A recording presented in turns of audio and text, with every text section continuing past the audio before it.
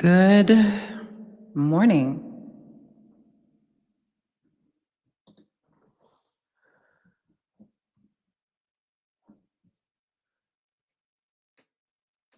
I hope y'all can hear me. Hold on. Oh,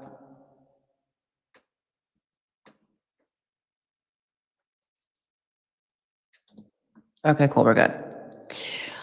All right. So,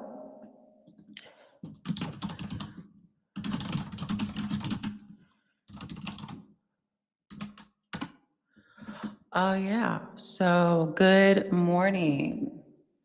The Arena app on Avalanche. Shout out to my gladiators on Avalanche. Always showing up. It would also be great if you tipped me.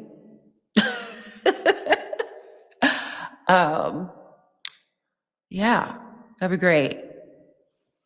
This is a creator platform, decentralized Oh, not the fucking spider web. The fuck? This is a decentralized creator platform. So, send me some crypto. I know it only costs a penny or something. But it's something. I don't know. I'm actually kind of thinking about playing around with another avenue. So, as y'all know, I use Restream. And right now, I can barely afford it, meaning that when I get my student stipend, that's when I catch up on payments and stuff.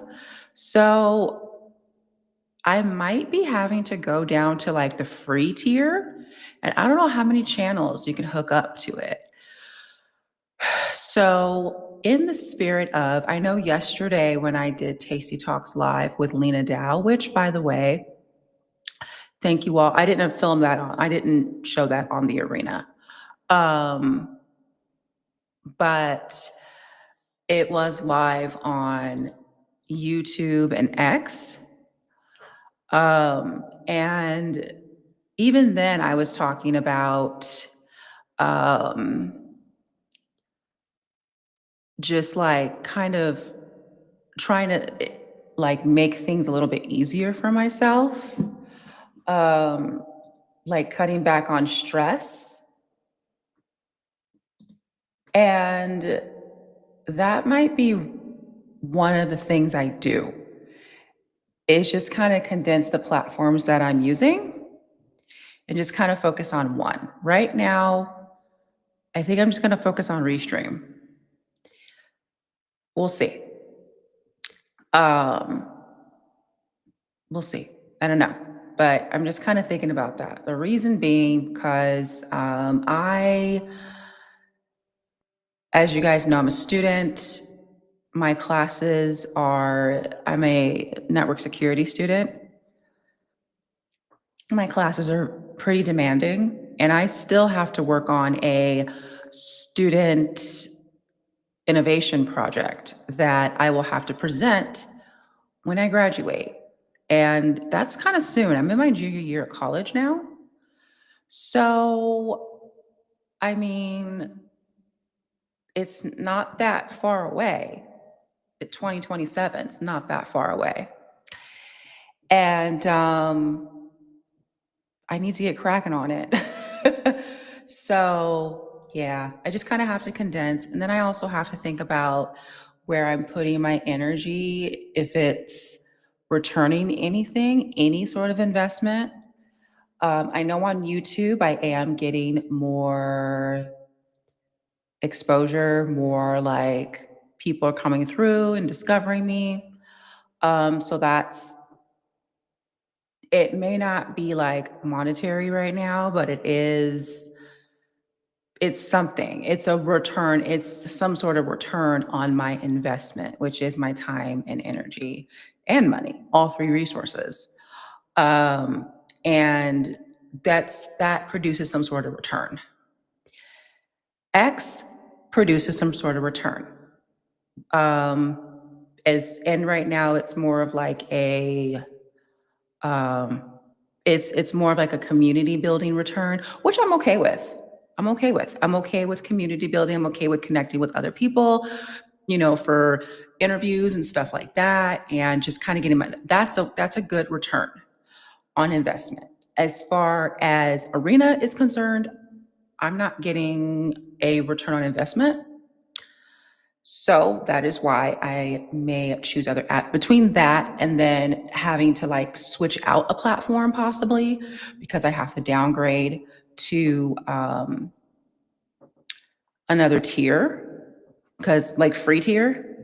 So I may not have access to do like go live on as many platforms at one time. I'm probably going to cut the arena.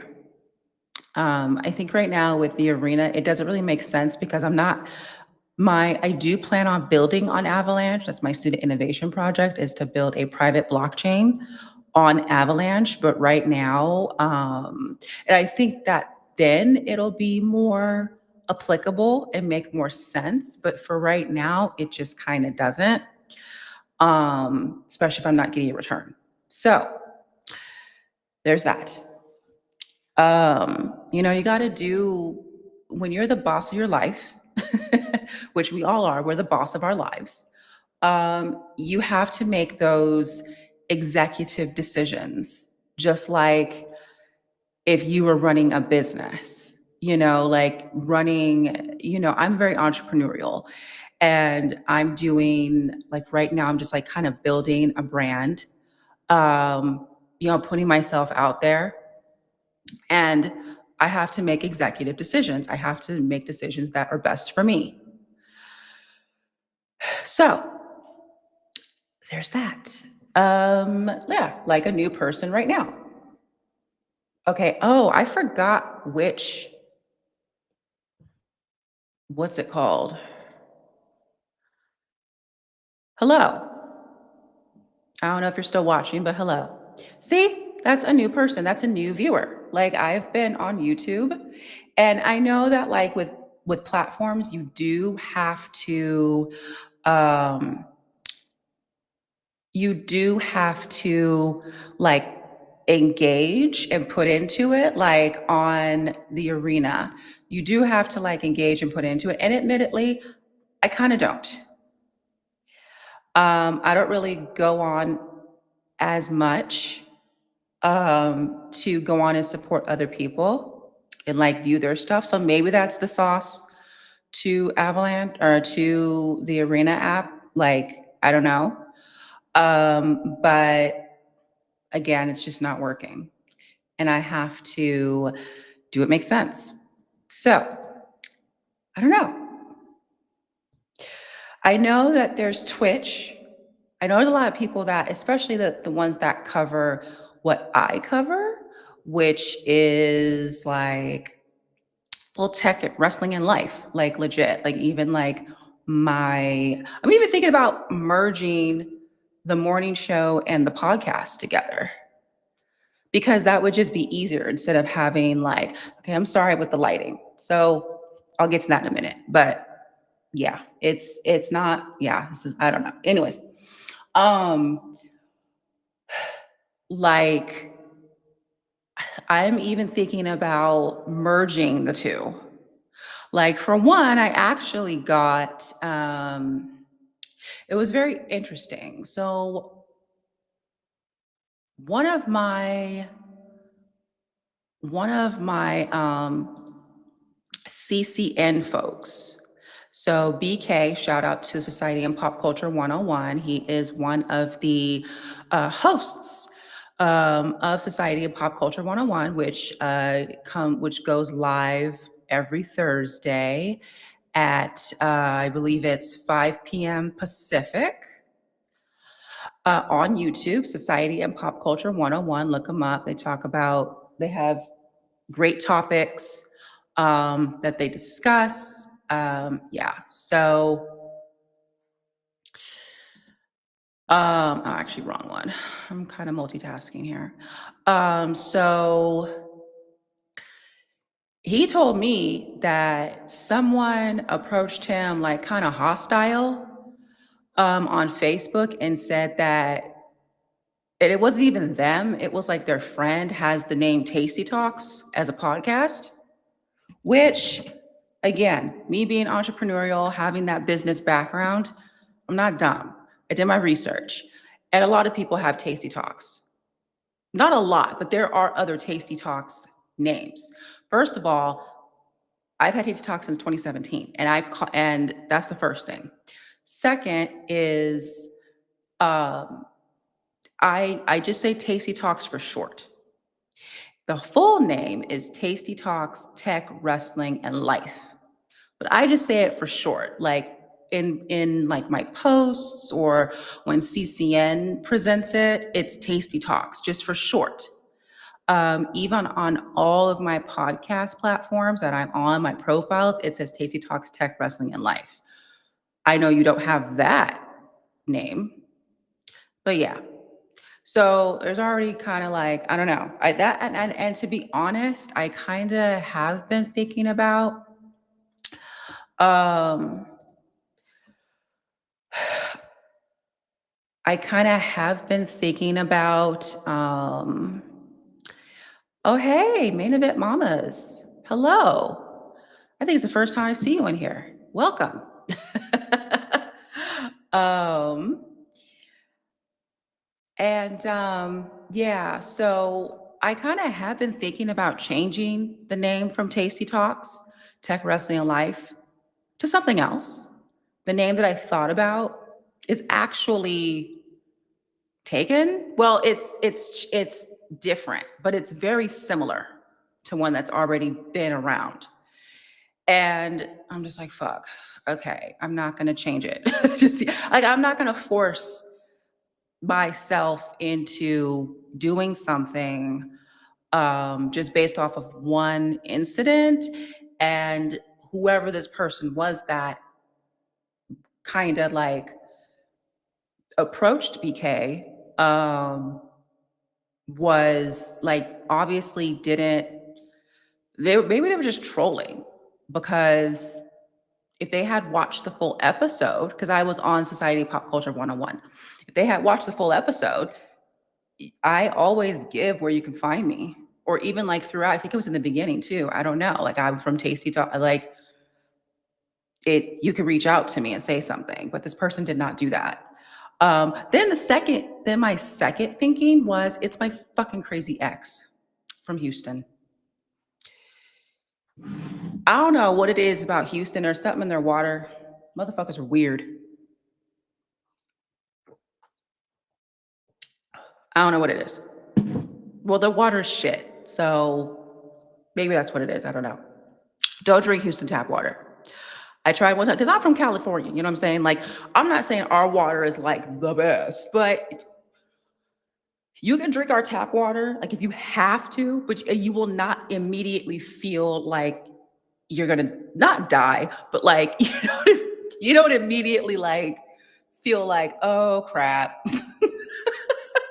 Like, so it's different. So I went there and I didn't have water, like drinking water.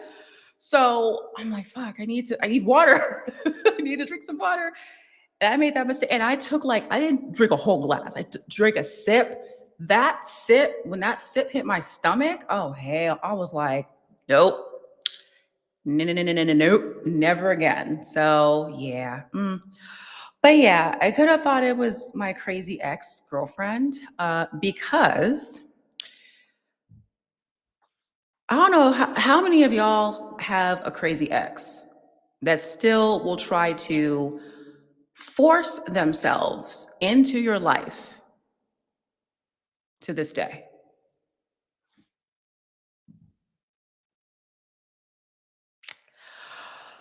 I've told this heifer, I don't want to talk to you ever again.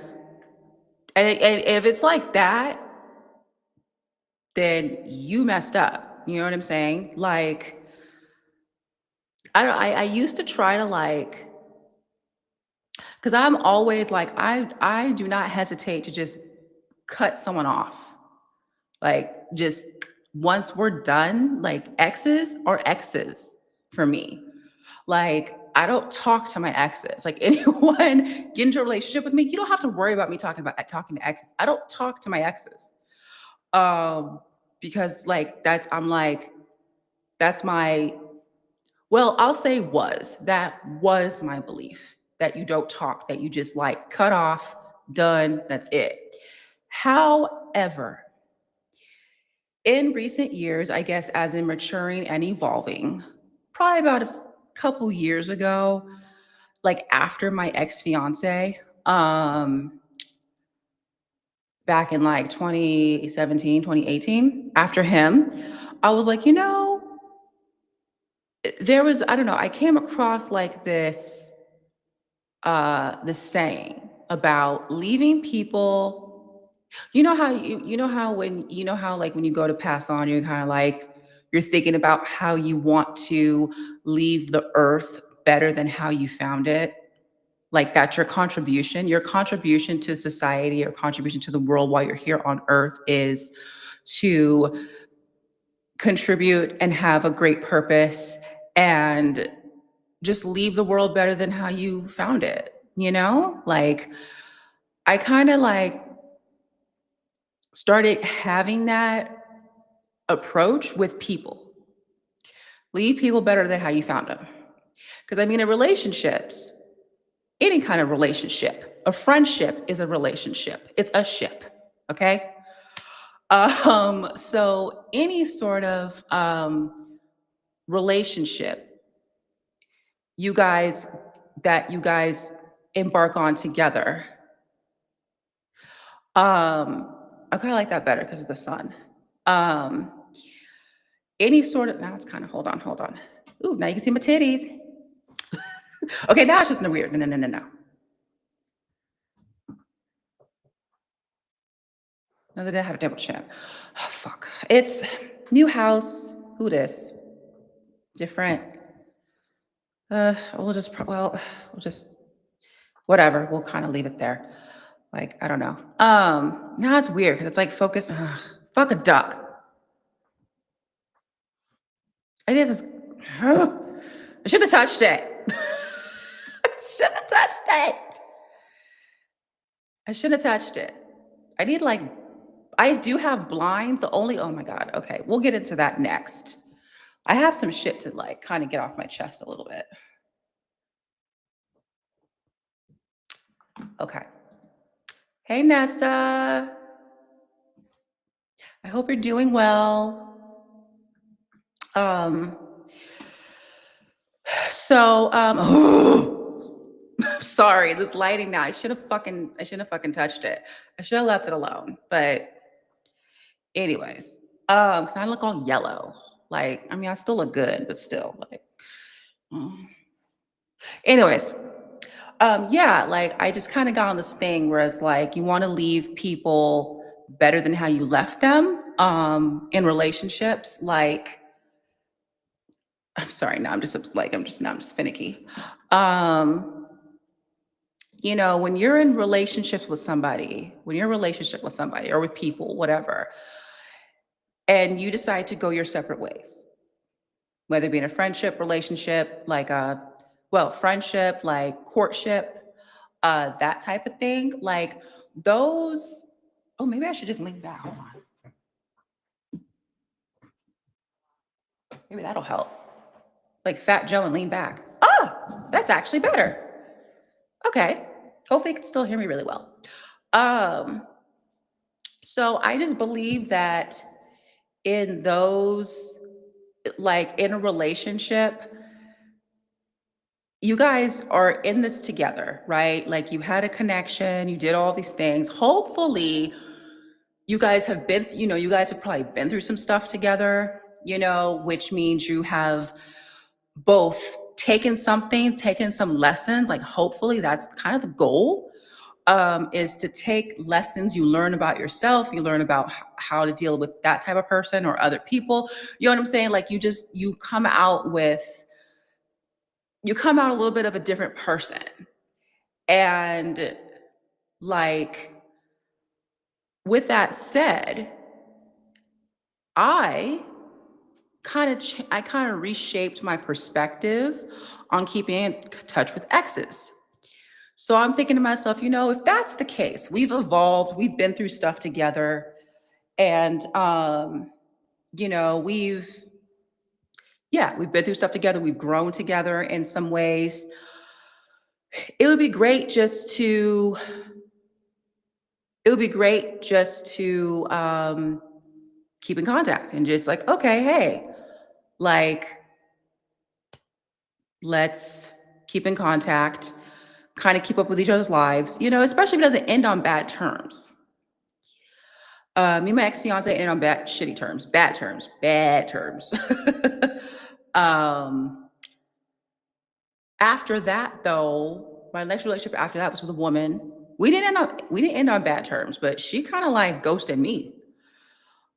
Um, like not ghosted, but she kind of like after we broke up, like I thought we were still cool. It was just kind of like we had a civil conversation, we had an adult conversation, and then we broke up, we went our separate ways, but I didn't think it was like bad. But she just kind of whatever. So I was like, all right, whatever. That was her choice, whatever. Um, and then so I just try not to, with that way of thinking, I was just like, well, maybe I'll still try to be friends with exes. Not friends, like, but like still keep in contact. Like not even in contact, but just like we're cool. Like we see each other in public, we're cool. We can be cordial. We can maybe chop it up, be like, hey, how you doing? Cool, you good? All right, cool. How you good? Cool. Like we can be cordial, we can keep it cute. That was basically my way of thinking because before I would be like, fuck you, fuck this, fuck that, fuck off. Period. Um, so I tried to change that. However, the last few people that I have dated, hmm, um, I've kind of had to cut them off. They forced my hand. They forced me to cut them off and just be like, fuck you, fuck this, fuck that. Fuck off. Like, oh my God. I didn't want to do that.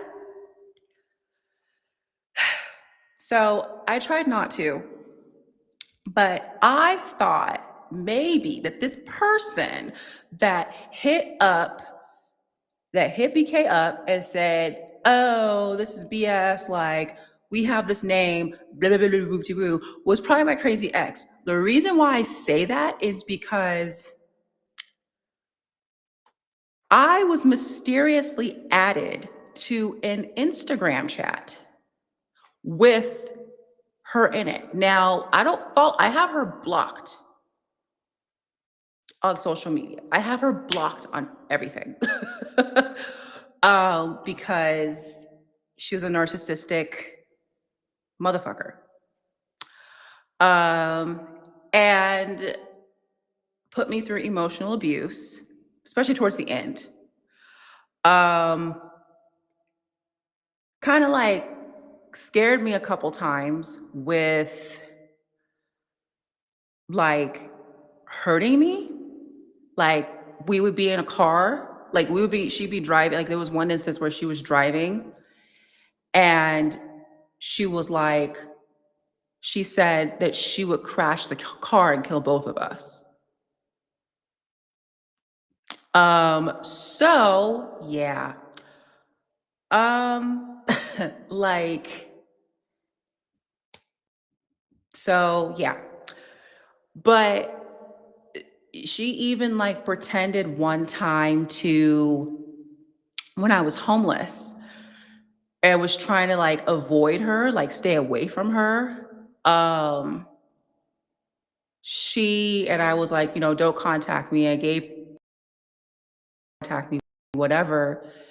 She tended to be like from some organization that helps homeless folks on X, on Twitter. She hit me up on Twitter in the DM, was like, oh, I work with an organization that can help you, blah, blah, blah, whoop de woo.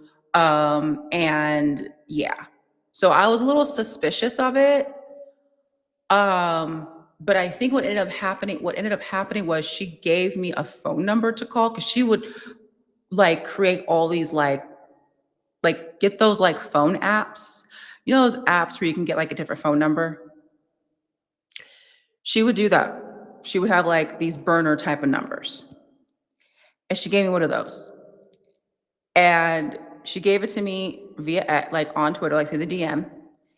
And I called it because I'm homeless. Kind of her doing, by the way. Her doing. And it's her. Still to this day, she sends me emails from different emails. She'll create just new Gmail email accounts, send me emails.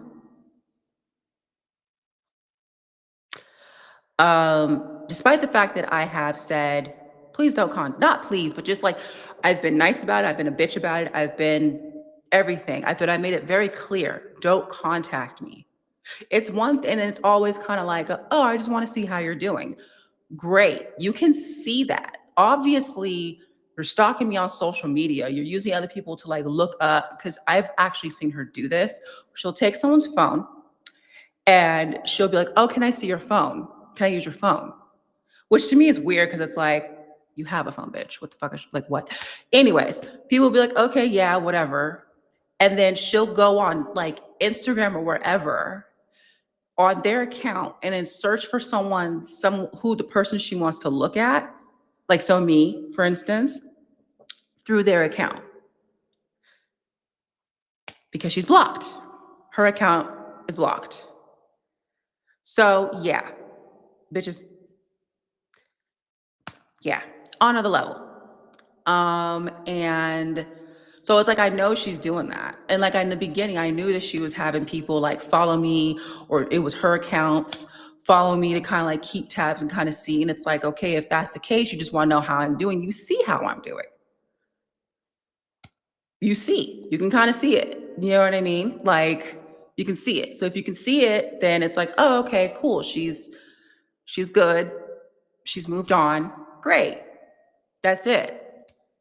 If I tell you not to contact me, don't contact me. You know what I'm saying? So I thought possibly that it could have been her. I don't know if it is. I don't know, but it was so weird because BK told me about that a couple of days before I got added.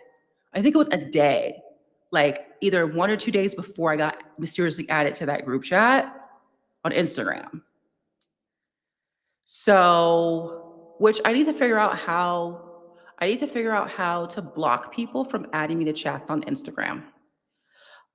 This is the reason why I know, like, because I'm with Culture Clash and Network, as you guys know, and this is kind of like there's multiple reasons for me not being on every single, like I have profiles on platforms, but I'm not super active. One, it's a lot of shit to keep up with. It's just a lot. All right. Two, that. Like, because Instagram, Facebook, those are kind of her domains. X, no, like that's my domain. X, Twitter, that's kind of like, and with X and Twitter, like X/Twitter, whatever, I can like, um, I don't know, I'm quick to block. So any sus account that follows me, I either remove them as a follower or I just block it altogether. So you can't. But because I'm not, I guess also because I'm not really on those, maybe I should be on them more so I can be more aware. I don't know, but it is just a lot to keep up with. But yeah, so that happened. So fast forward, I was actually kind of thinking about changing Tasty Talk's name just because, and also too, like, something else would probably go better, but I don't know. But one, so a couple of things like one, another title might go better with the content that I'm creating. And two, if I came up with one name, I could just merge the two and then it could just be a podcast slash live stream show because then that would make it easier for me too. When it comes to keeping up with things and being able to balance everything. Um, so yeah, that was a lot. A lot of info I just gave you. Let's see. Hello. All right. I'm just looking at, I'm in first person again. And I'm going to take a hold of a no appreciation. You are very kind. Streaming 1 week, too good. Afterward. Okay. Real KP on the arena. I don't know if you're passive aggressive. You're passive aggressive, and I don't like that.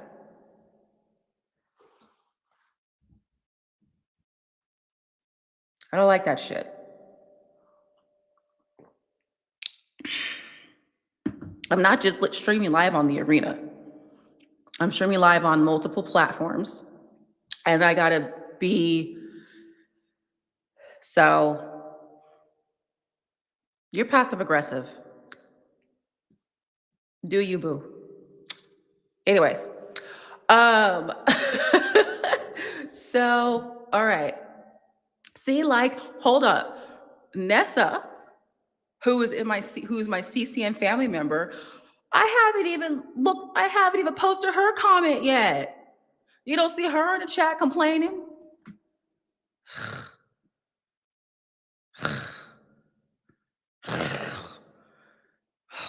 People are weird, bro. All right. No, don't drink the tap water in Texas. uh, Nessa, I learned my lesson, girl. It not only tastes like shit, it will it messed my stomach. I didn't drink a whole, like I said, I didn't drink a whole cup. I drank a little, I just took a sip.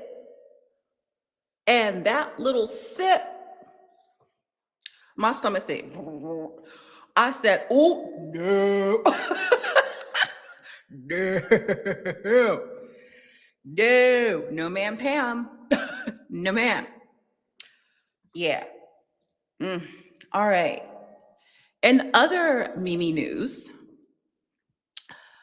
I moved. I am in, it's actually pronounced, I learned, it's actually pronounced Temecula, which I want to find out.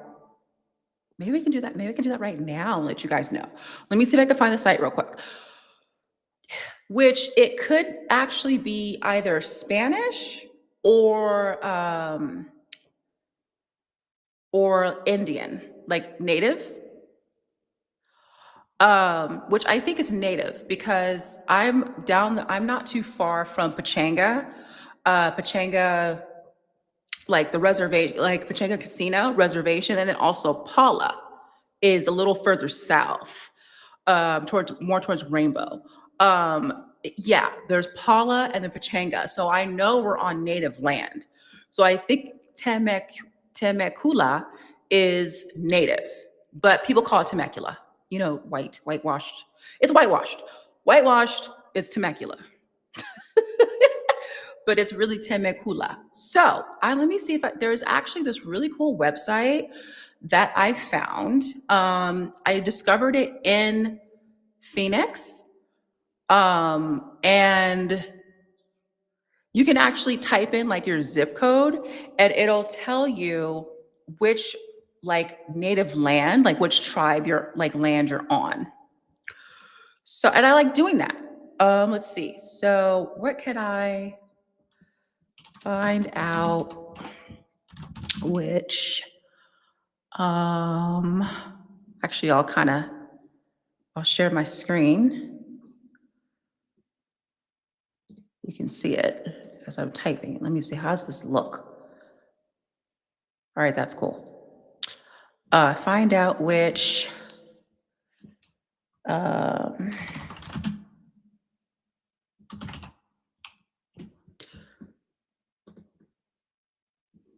no, not ancestry. You can discover, yeah, let's see.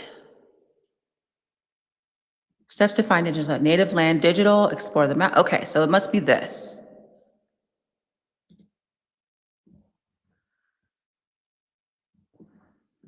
Okay. The nonprofit behind the tool. Okay, so where's the actual tool?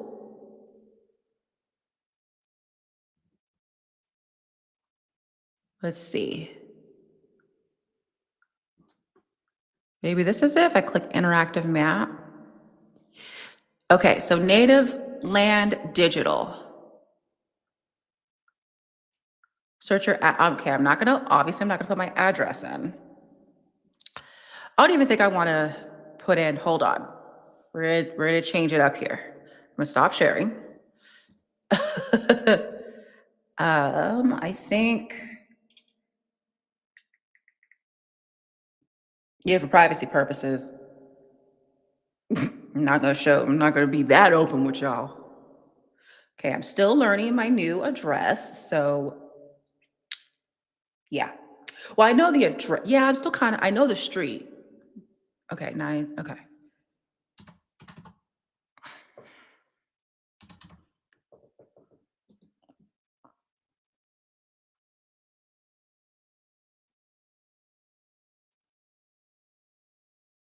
Okay, I'm not, oh, okay, I'm actually gonna put the actual.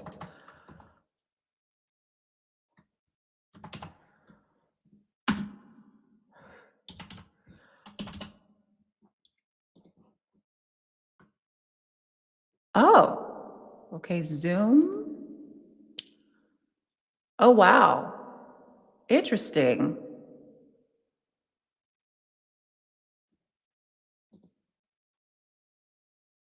This is very interesting. Okay, I'm not showing the screen because I put my address in. This is really freaking cool.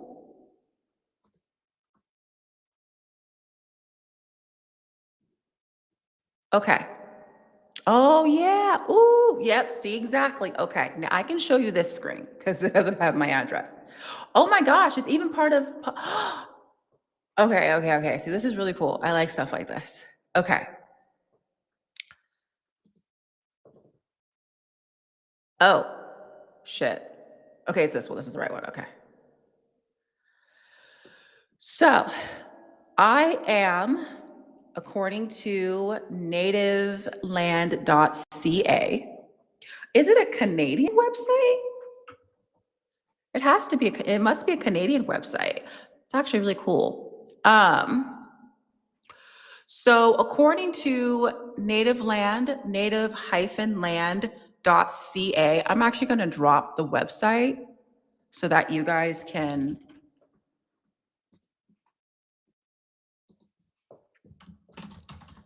Okay, discover where.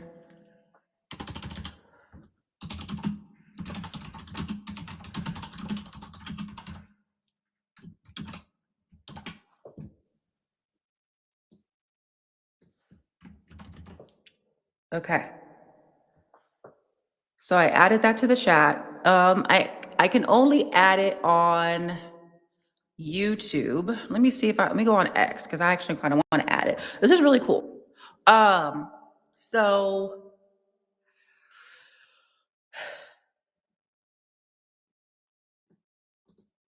whoops. All right. So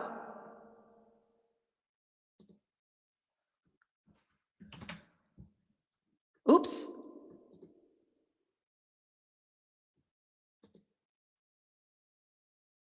Okay. Let me drop it into the arena as well.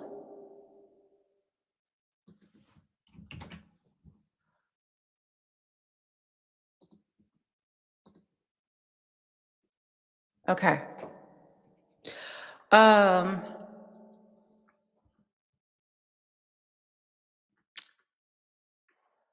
all right.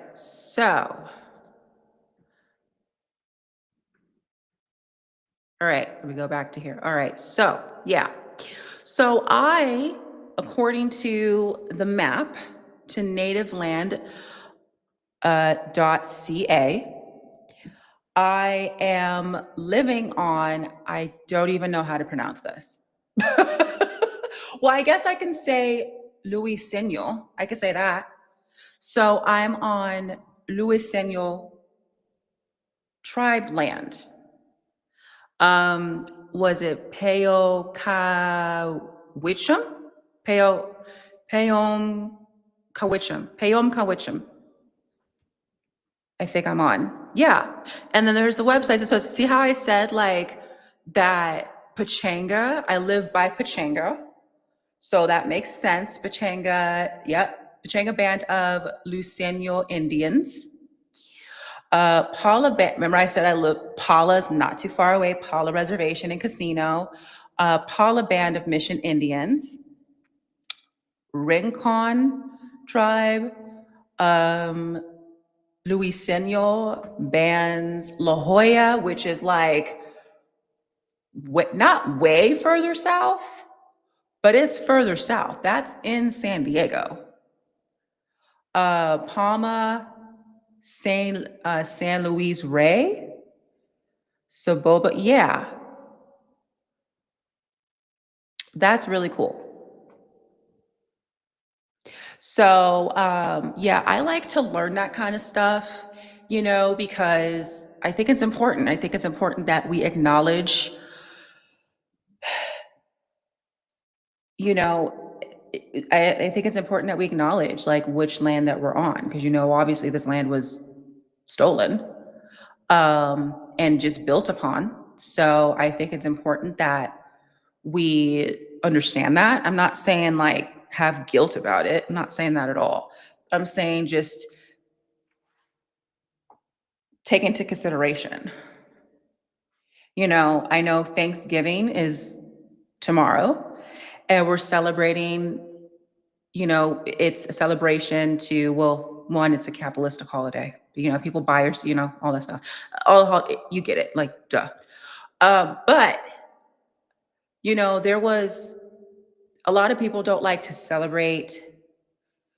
Well, I guess I won't say, I don't know about a lot, but some people just kind of like look at like like certain holidays like Columbus Day and maybe even Thanksgiving,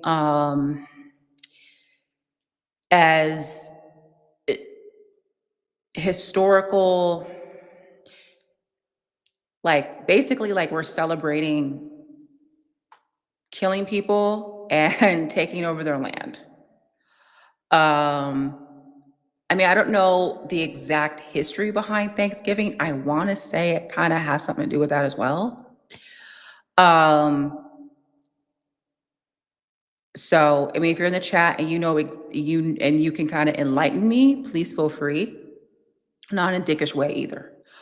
Um, um, but yeah, but I think that once, like, when we are aware and we seek out the knowledge, then we can kind of flip the script and be like, you know what, like this happened, and now we have this holiday, which we could be thankful. We can then flip it and be thankful for the people that were essentially sacrificed. And I know that, I mean, I don't know, I kind of feel like that sounds just way too little. Like it's just way too like, kind of like, I don't know, like not sweeping it, like kind of almost sweeping it under the rug. Like it's just way too, it's like it's not enough to just be like grateful. But it's kind of all we can do. it happened in the past, happened well before me, you. This was like years, So all we can do is just have the knowledge, be aware, and and then just learn, you know, learn. And, maybe this goes for me too. Like, I'm going to keep this tab up on my screen so that I can learn more about this tribe, and just become more aware. So if you want to do that yourself, I put the link in the chat. Please excuse the typo for land. Lamph. It's not lamph. It's land, obviously. Uh, please excuse the typo. But the website is correct. It is native-land.ca. The .ca makes me feel like this is a Canadian website, like a Canadian. So this is a nonprofit organization, and they put this map together. Let me see. Yeah, contribute, about, why it matters, partners, community. Yeah. So, yeah, Native Land Digital. So I think, I want to say, I think there's other websites like this too. I don't think this is the website I used last time in Phoenix. The one I think I learned about in Phoenix was Phoenix Native. Like, it was, um,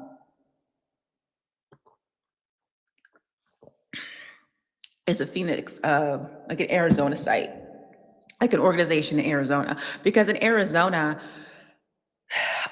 it's the same thing, very much like, you could be, I think it's kind of everywhere. You could be living on Indian or native land.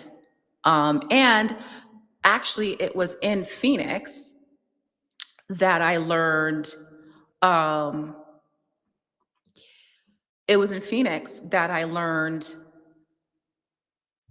that the term Mexican is actually offensive to some, because that indicates, that's basically lumping, because Mexico at one time, just like the rest of just like the rest of our country, like, just like, well, not the rest of us, but you know what I mean? Like, in America, like America, then Mexico, like the whole land was natives. And so with tribes and whatnot. And Mexico was the same thing. So calling, like, saying someone's Mexican because they're in that area, you're kind of lumping them all into one, like, category, which can be offensive to some. I didn't know that until I lived in Phoenix and learned about this. So, because there's like different tribes, so it's not so that, and it also kind of like is an erasure of who was there, who was on the land beforehand. So that's why the term Mexican can be offensive. That's, and I understand. So yeah, just being aware of things. That's all. We are all here to raise awareness, which, by the way, Tasty Talks. Oh, and I did not, well, I can shit. I closed it. Oh, I'll just keep this one up. I accidentally closed it. Whoops. Um, so on Tasty Talks yesterday, it was a live episode. And we were bringing Lena Dow, who's an author, a wonderful author and wordsmith. She actually came onto the show, and we talked about her journey through breast cancer. And she has a book out, or that is coming out, that is a memoir. And it is about her journey through breast cancer. So We talked that yesterday and we raised awareness um, by doing that. So her book, Journey Through Breast Cancer, she said it should be coming out it'll be published in a couple of weeks. And then she'll let everyone know on her social media where you can get it. I think I still have the caption in here. So shout out to Lena Dow. You can follow her on X. Oh, it's actually wrong. There's an 8. Hold on, let me fix that because I messed it up yesterday. There's an 8 afterwards of it, right? Yep, there's an 8 after. I messed up yesterday. I gotta fix that. Okay, now it's updated. So you can follow Lena on X, down Lena 10438, Lena Dow Poetry, and Lena underscore Dow underscore 88, your socials. So we had a really fruitful conversation. I'm going to drop that link as well for you guys to check out. We were live on X and we were also live on YouTube.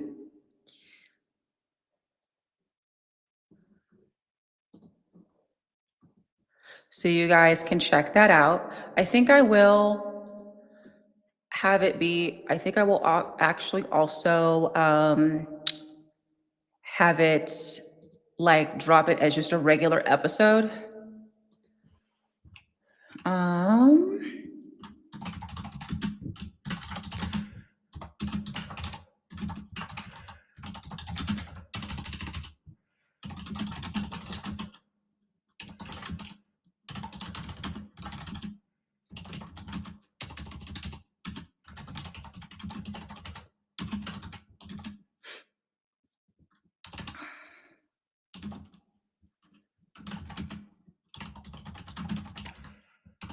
okay, so I'm dropping that right now.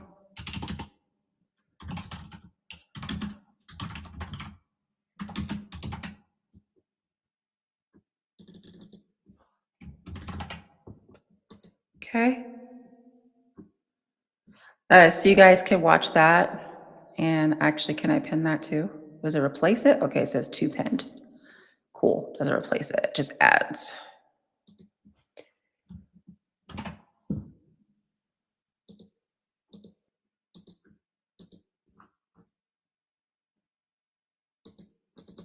Why won't it send on the arena? Just press enter. There we go. All right.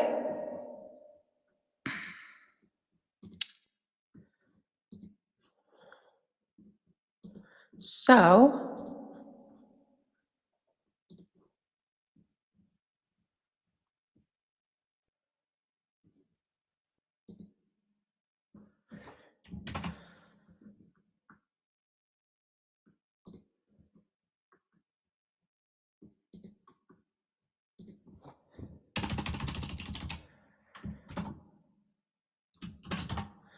yeah, this is a little, as you guys can tell, this is a little, we're taking it back a little bit to the days of me not being so perfect.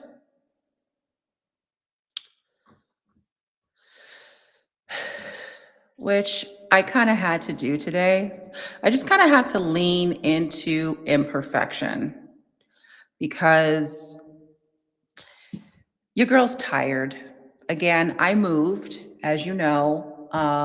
My classes are demanding, and now I'm in my luteal phase of my cycle, which means I'm even more tired. Um, there's work being done on the house, so I don't know. I think today someone's coming up to hook up the RO water system. Oh, they were going to be here yesterday. Yesterday there was noise, like the electricians were here. No, they were hooking up a spa. And That's the all the noise that you hear in the background. Yesterday. So, yeah, leaning into imperfection. It's like perfectly imperfect. Okay, so the sun has actually moved over the house. So the lighting was so strong before because now my computer setup actually faces the window now, and which is a good thing because now the lighting's really good. But beforehand, when it was earlier, that sun hadn't moved over the house yet, so that's why. So, all right. All right, all right, all right. I think I've talked a lot about myself and all the things. I'm gonna go ahead and just start with the with my scheduled topics, which are. Let me navigate over here now. Is this it? Yeah, this is it. All right, so I want to actually talk about, there's actually a few things I want to talk about today, additionally, I guess. Of course, it's going to be the normal WWE recaps. I have some funny cats to show you. I have a update on a WWE wrestler, and I also wanted to share my thoughts on the app on the platform WhatsApp. I have shared it before, but I have shared those thoughts before. But WhatsApp,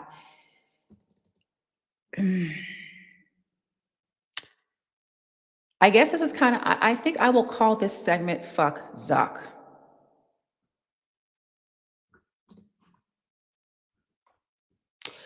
Yes, that's what I'm going to do. I'm going to call this segment Fuck Zuck.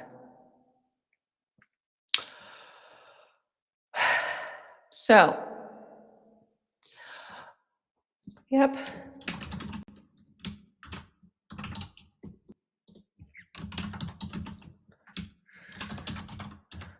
Uh, okay.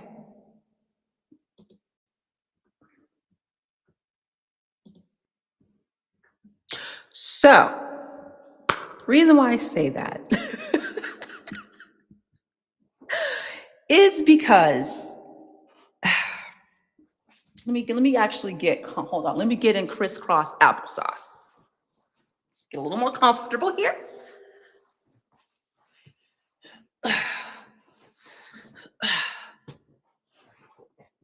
Oop, see my titties. Okay. Scooch up, scooch up. I'm shaking the table. Okay. So, the reason why I say this is because this man has created, I think his Facebook was meant to be kind of innocent, a way to keep up with friends and stuff. It was like I think it was kind of more college geared at first.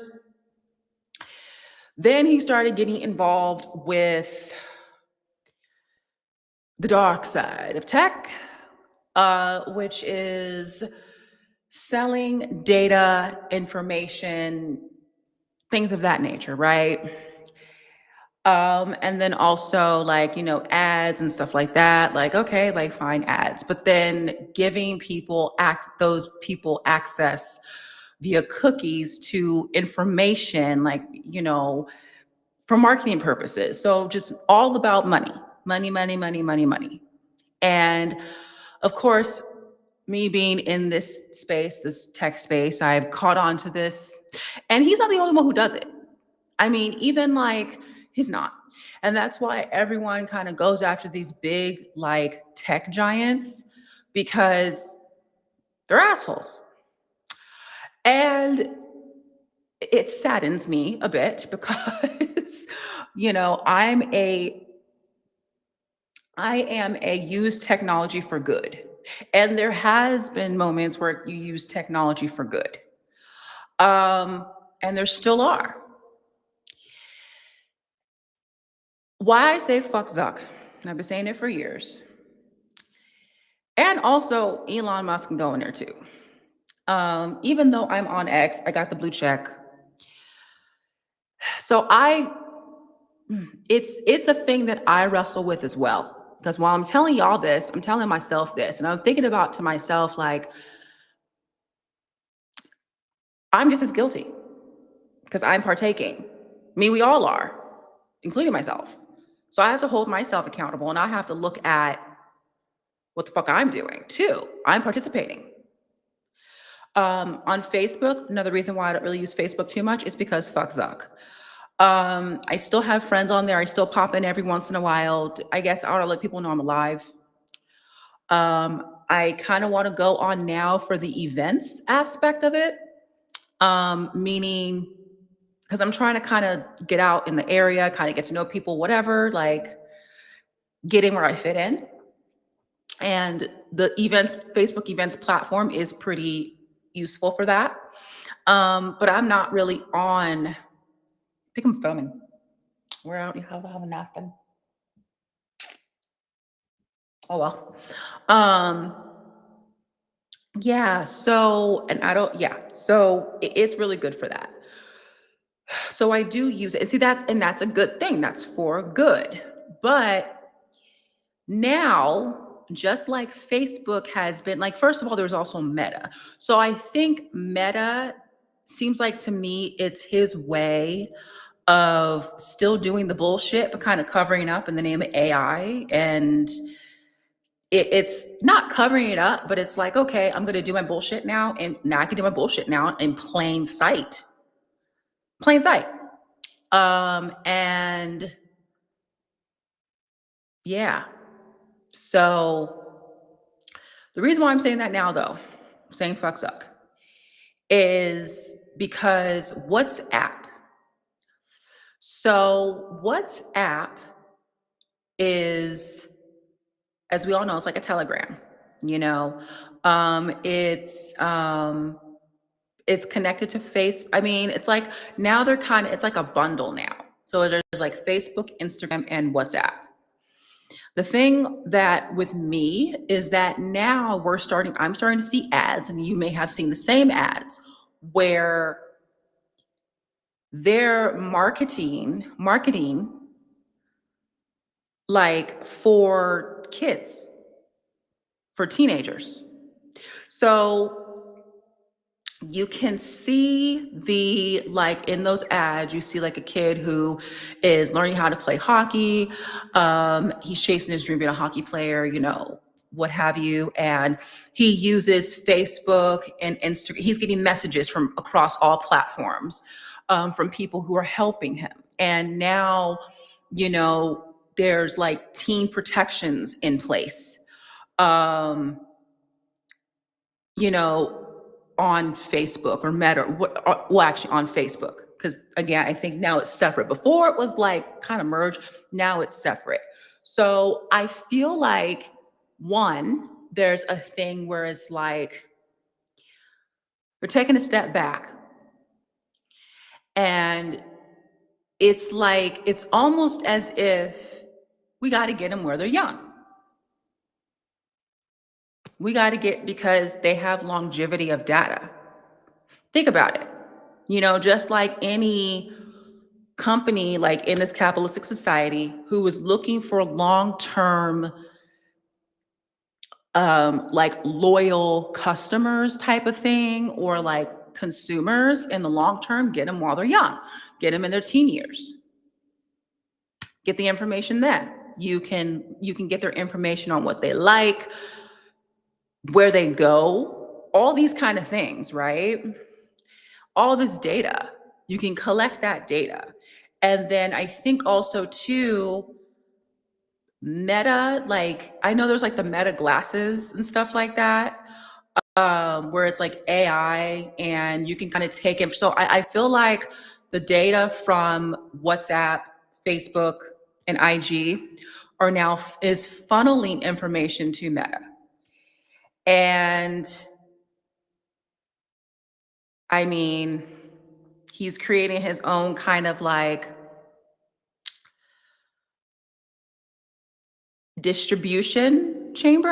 That's not the word, but I can, but his own little like data distribution center type of thing, like information. Because now data is king. Data's been king for a long time.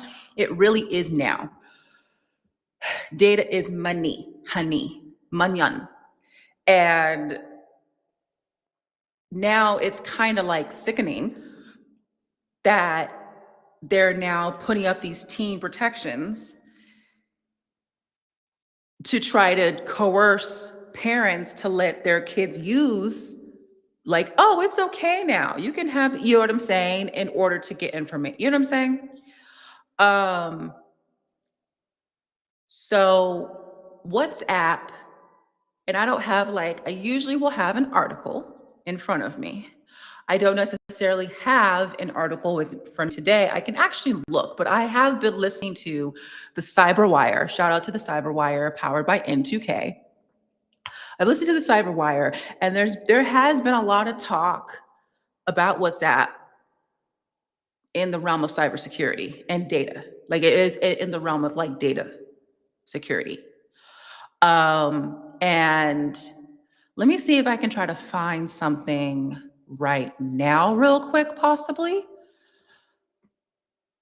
Let's see. Let's see. WhatsApp, let's say data security. Let's see if I can find something real quick.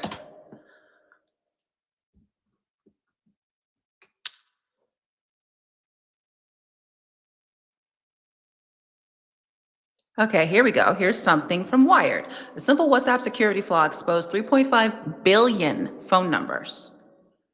That was 8 days ago. Yep. So that's the latest. Let's see. Okay, let me see. WhatsApp Data Security News 2025. In 2025, WhatsApp has been under scrutiny for a significant security flaw that exposed the phone numbers of nearly 3.5 billion users. The vulnerability, discovered by researchers from the University of Vienna and SBA Research, allowed them to scan every possible phone number and identify active accounts at extraordinary speed. Despite the flaw being reported back in 2017, it remained unaddressed for 8 years. Which is funny. 8 is the number associated with business.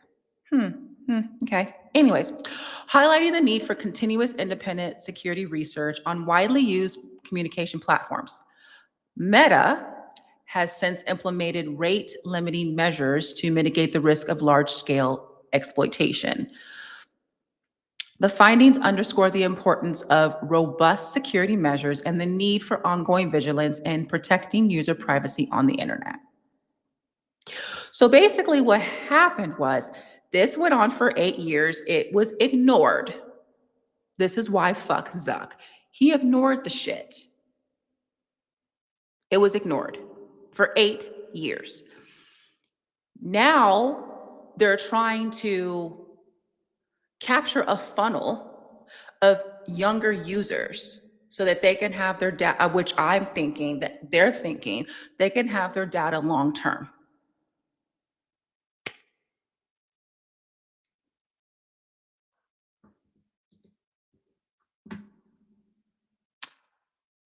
Fuck Zuck.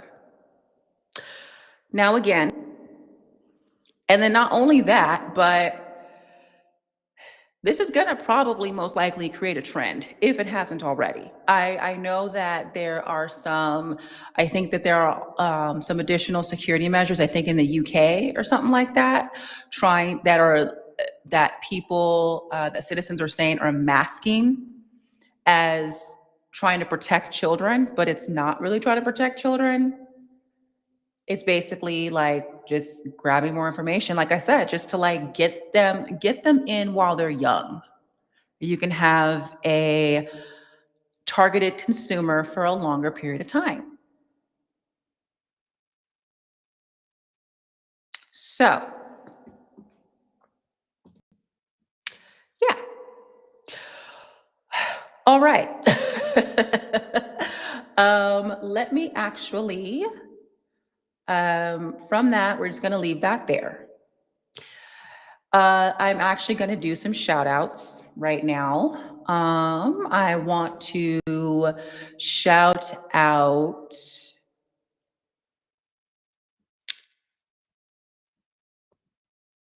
Culture Clash Network family. This morning show slash podcast, wherever the fuck it is, like whatever. Like, well, right now, just morning show.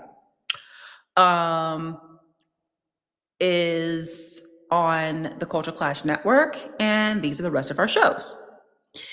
If you like what you're seeing, hearing, then you should check out the rest of the shows.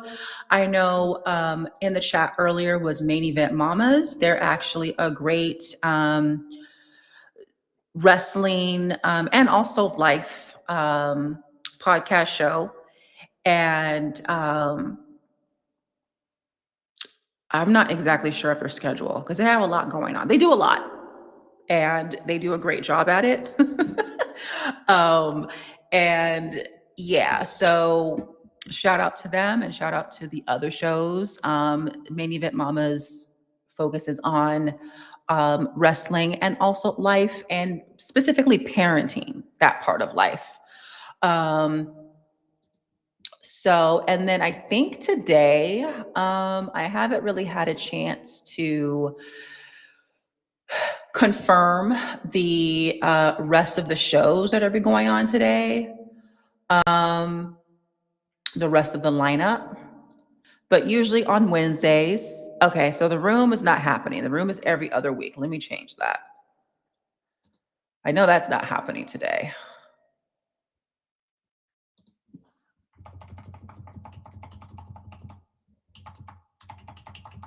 Yeah, I know that's not happening today.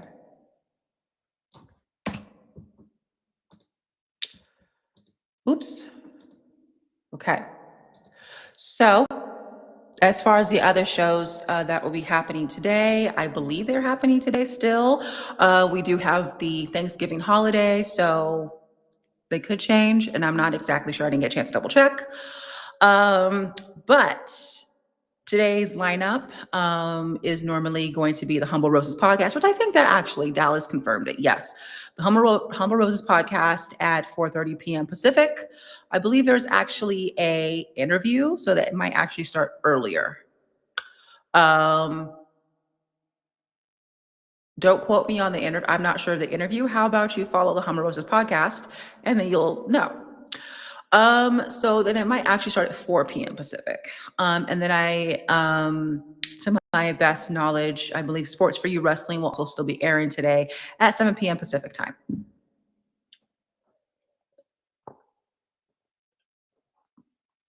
So, that's the lineup. There are a plethora of shows on Culture Clash Network.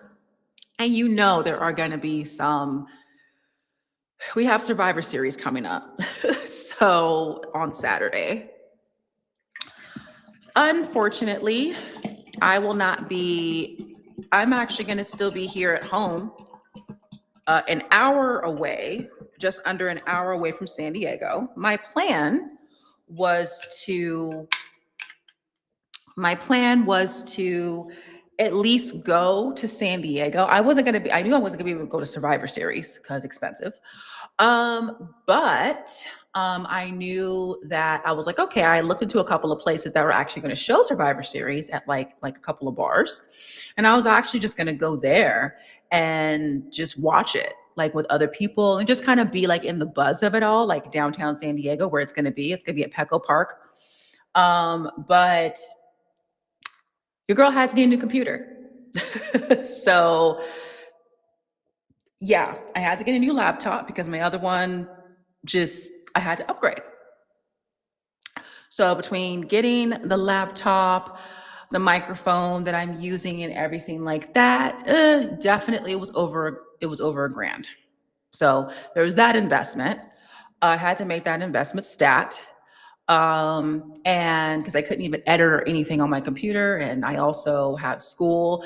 So that good, like what, $1,200 that was going to be for going to San Diego to watch Survivor Series and just having a good time, maybe getting a hotel and just chilling.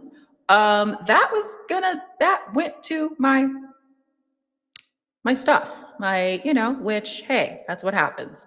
But yeah, so I will be here in Temecula watching Survivor Series from home, but um, CCN's going to have you covered with some Survivor Series watch-alongs. I believe Sports for You Wrestling will be having a watch-along, and I'm pretty sure that Acknowledge the Dynasty, the ATD ladies, will be having a watch-along as well. And I will be here watching along with them. So that's the rest of our shows. Also, I dropped in the chat that if you are a new streamer and you're looking for software to go live with, I'm using Restream, and you can use my promo code, which is in the what was I here for? Okay, let me close that out. My shit's getting kind of sluggish. I'm gonna have to close out some stuff. Close that. Okay, because it's getting kind of sluggish. Go ahead and just close that. Okay. What was I saying?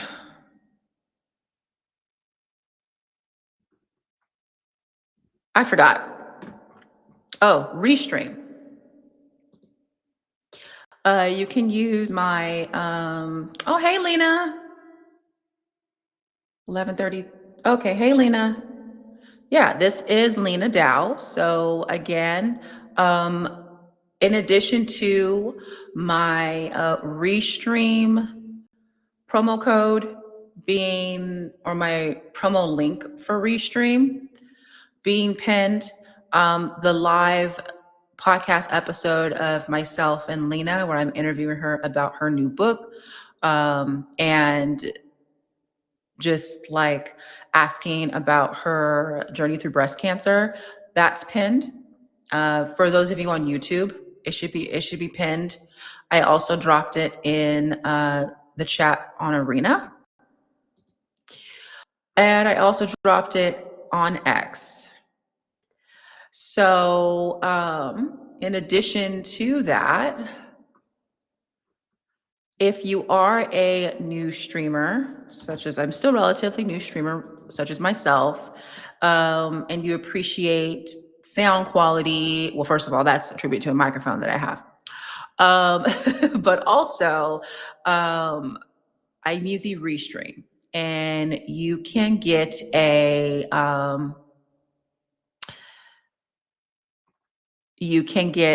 discount off a Restream. So if you're ready to like upgrade to a paid program, a paid plan, I should say, then you can use my promo code. And I'm going to actually put that, I don't think I put that on X. Did I?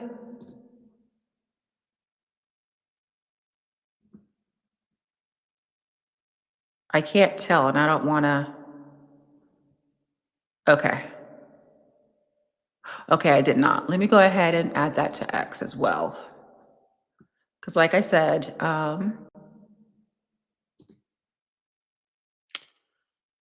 Yeah. It's like I said, I mean, your girl's trying to pay for stuff. So let me actually add that to X as well.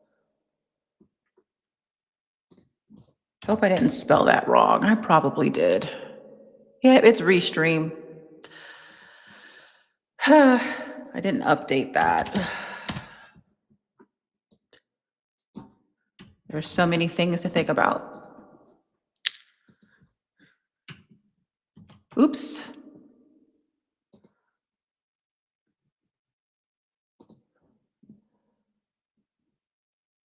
Okay. There's that. I can't edit it. Let me actually.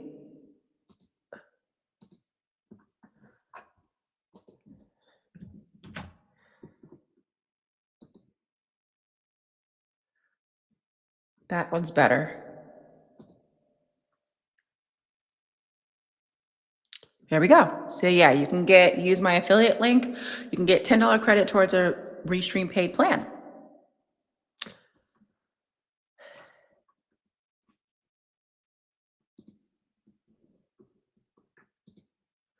All right. Also, the music that you are hearing or about to hear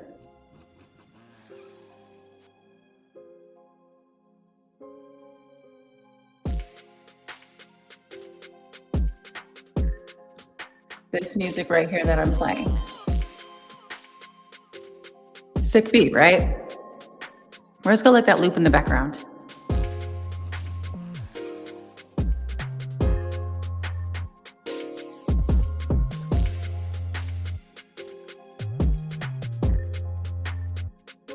So, this beat is actually brought to you by Waveroot.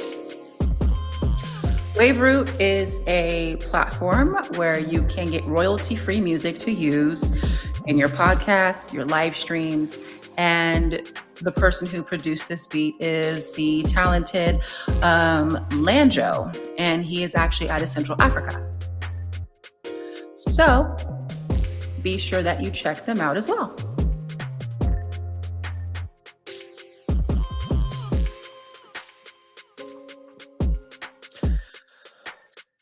So that's it for now. Let's go ahead and let's have a little break, shall we?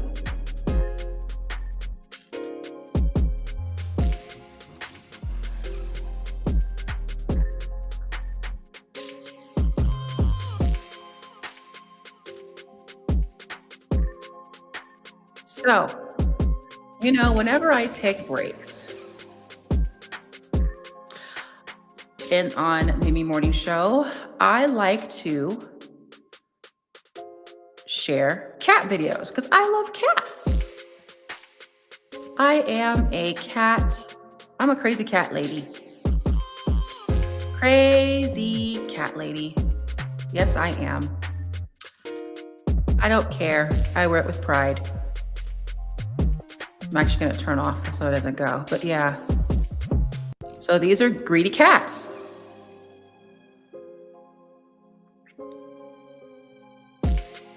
Your little cat break.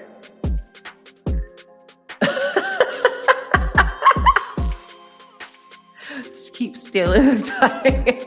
So my cat, I had a cat named Luna, and she actually, I had a bottle of wine, and she actually grabbed the bottle of wine. I'm like, yeah, you're definitely my cat. You are so my cat. I'll have to post that. I think I'll post it on X when we're done.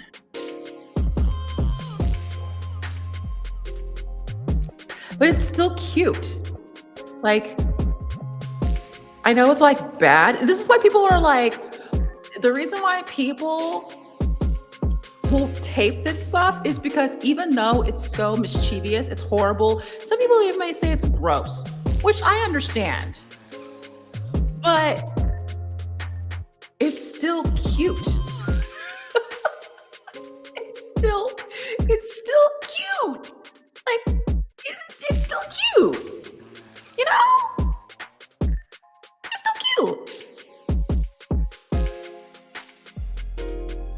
I mean, look at that. It's still cute. Still cute. All right. Okay. So that was a little cat break. You know, I love a good cat break, a little cat video break.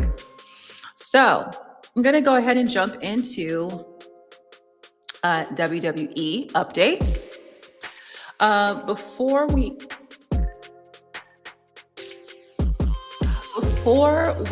jump into Raw and SmackDown, because girl, shit went down. But before we do that, I want to actually share with you progress on Zoe Stark. Now, I've been kind of highlighting and bringing you updates on her because I feel like she's kind of forgotten. I don't know why. I guess, I don't know.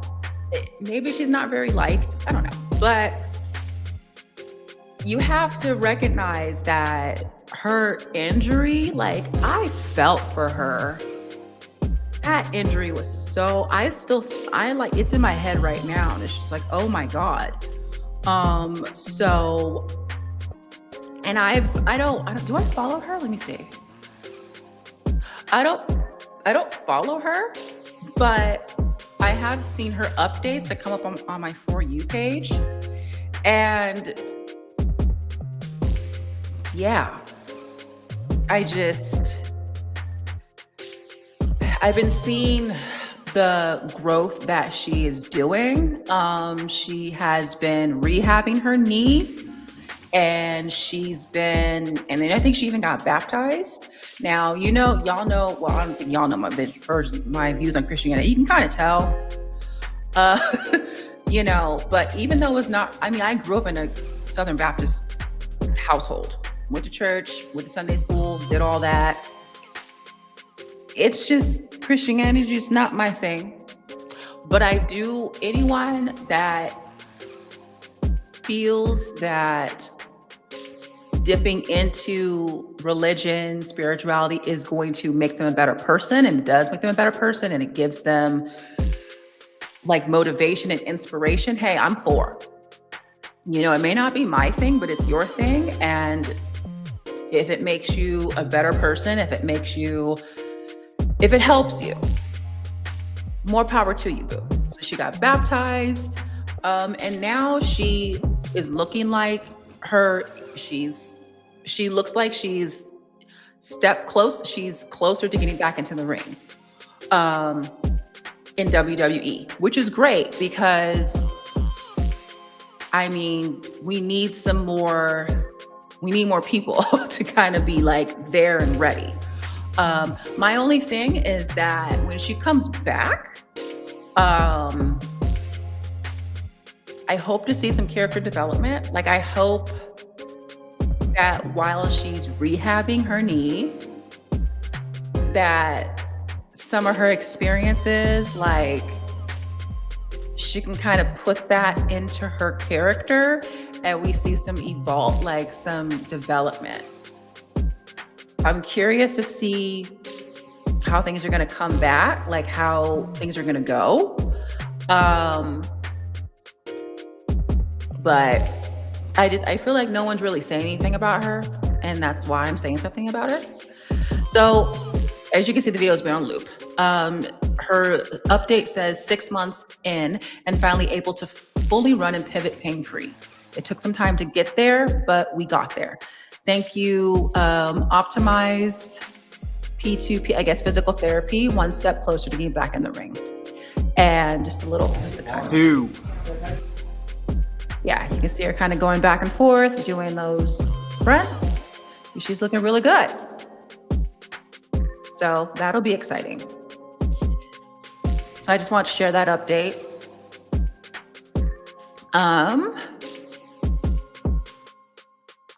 And then, whatever, should I add this to my thing?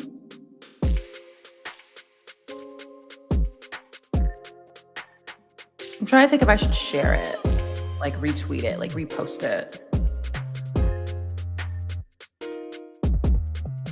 I think I will. I'm gonna.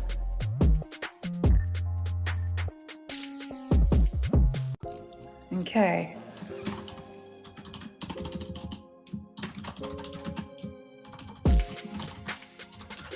I'm also trying to get like more views. I'm always evolving with my content creator journey.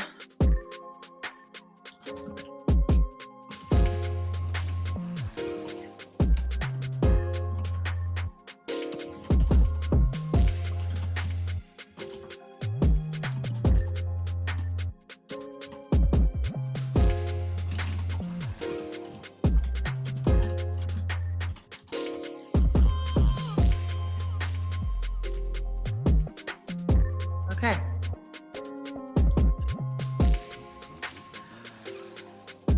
All right. So let me get back over here. Let me see if there's anything in the chat. No. No there. Okay, cool. All right. So let me actually go ahead and let me actually close a couple of that. Okay. All right, cool. All right, so now let's go ahead and get into, I don't have any other WWE updates. That was the only one that I caught. I know there's probably plenty of other updates. I know one of them actually that I will go ahead and mention and give a shout out to Adrian Hernandez from the Unlikely podcast. He actually has a interview up, and the interview is with Chelsea Green. So that's really freaking cool. I bookmarked it because I want to go back and watch it. So I'm actually going to share that as well. Well, you can just kind of see it right here. I'll just kind of share my screen. And then, so here we go. New interview. Shout out to Adrian Hernandez. Adrian was a guest on the Tasty Talks Tech Tech Wrestling and Life podcast. And he says, new interview. I am Chelsea Green, joins Unlikely ahead WrestleMania 41. Individual tickets going on sale this Friday. Chelsea speaks on her second U.S. title reign, her hats on WWE Shop, Zack Ryder's return, being proud to be a diva, and much more. So you can check that out on YouTube. And I'm going to actually share that as well. So Adrian's story is a very inspiring one. Be sure to please check out the podcast, the interview that I did with Adrian on the Tasty Talks podcast. I'm actually going to do two things here. Doing things live. So be sure to check that out. As you can see, I bookmarked it so I'm excited. Be sure to check that out.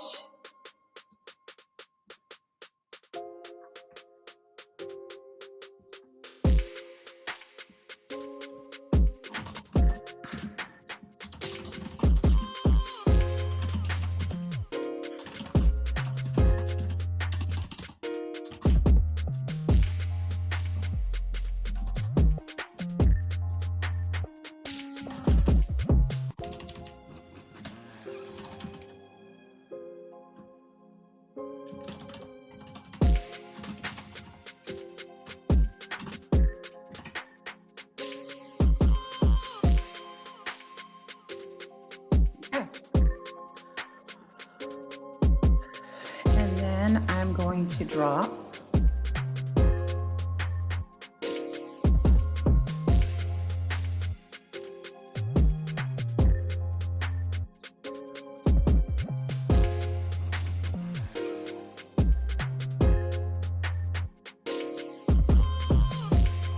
let's see, hold on just one sec.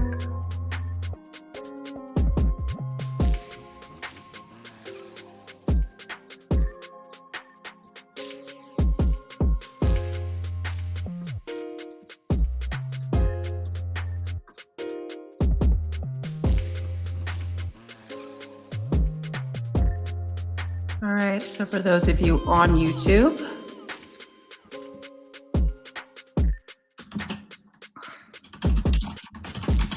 and Adrian, he made it very clear that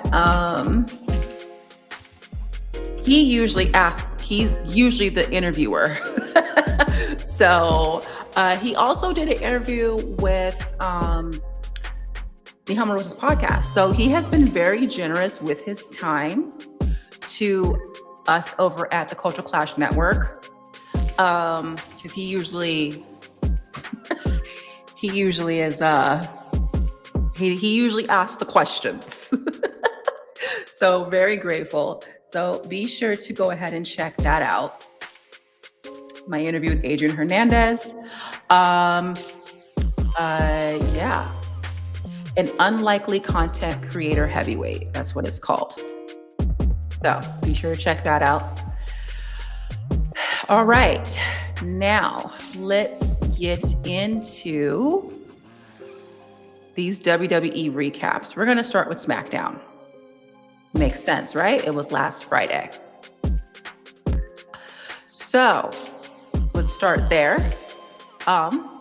So last Friday on SmackDown, I actually missed the first segment a little bit. What was I doing? Oh, I think I was showering. So okay, did I go for a walk? I did something. I don't know. But I got out the shower and I missed some shit.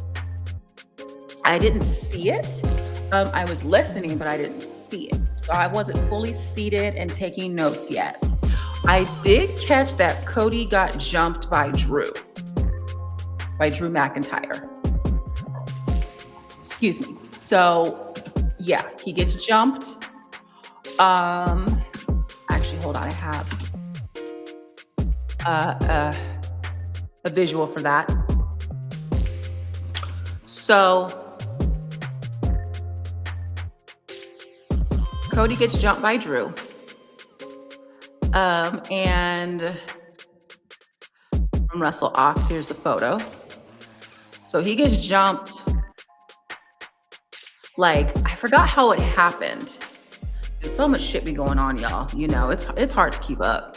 Is that why he looked like he got? Is that sweat? What is glistening? I don't think I can zoom in. Is that? Why his eyelids look like they glistening?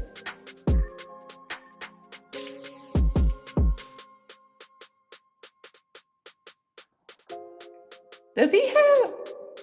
It looked like eyeshadow, like glistening eyeshadow. Maybe it's like Vaseline or something. But you see, they look kind of glistening. His eyelids are glistening. Why are his eyelids glistening like that? Interesting. I didn't notice until now. Huh.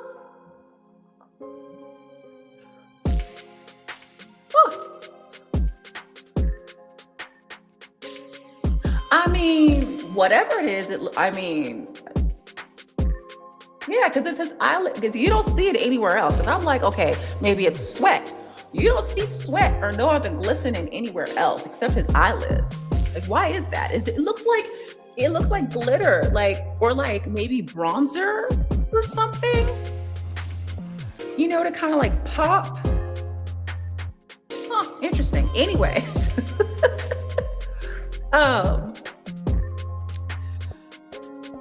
Yeah, so that happened. He got jumped. I forgot how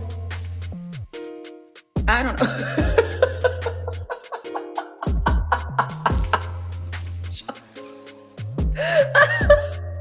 It doesn't it though, John? It looks like, doesn't it? Like, I wish I could zoom in. Hold on. Let me change the what if I could change the thing? Can we do this? Yeah, there we go. Zoom in a little bit. Doesn't it look like it? Doesn't it look? You can see. Zoom in if you can. It looks like he got some it look like he got a bronzer or something on his eyelids. But anyways, okay, I'm sorry. I know it's things like that. So yeah, so he gets jumped by Drew. We find out that he gets jumped by Drew. And then I forgot exactly what happens. Like I said, I missed that part. I missed some of it. And then Logan has, oh, yeah. So they had that whole thing. Bits and pieces, y'all. It'll probably start coming back to me as I'm talking, but yeah, I missed some of it. So then he gets jumped. In the meanwhile, there's we see the rest of, I think it's the astigmatism, aka the vision, in the ring. And they do their thing. They have their back and forths and they're talking and stuff like that. And then we see that Logan Paul has notes or some sort of, I guess a script is written on his hand. I mean, do what you gotta do though. I think everyone was,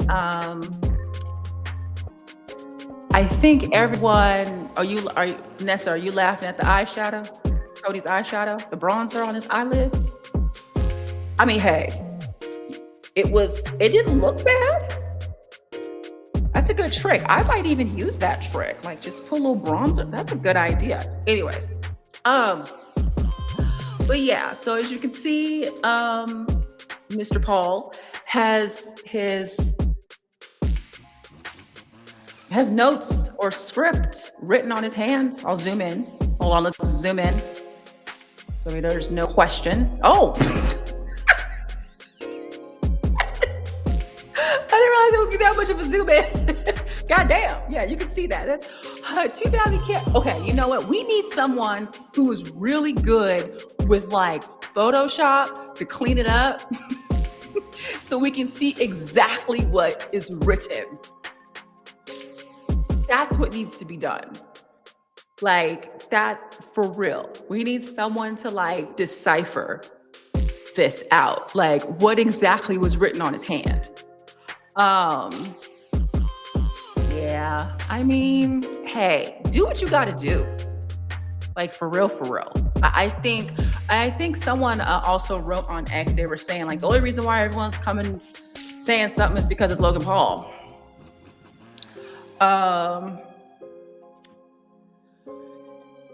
Yeah, well, yeah. So there was that. If you guys want to in the comments, like chime in, if I missed any significant points, when it comes to this segment, because like I said, I was just getting out the shower, so I had missed it.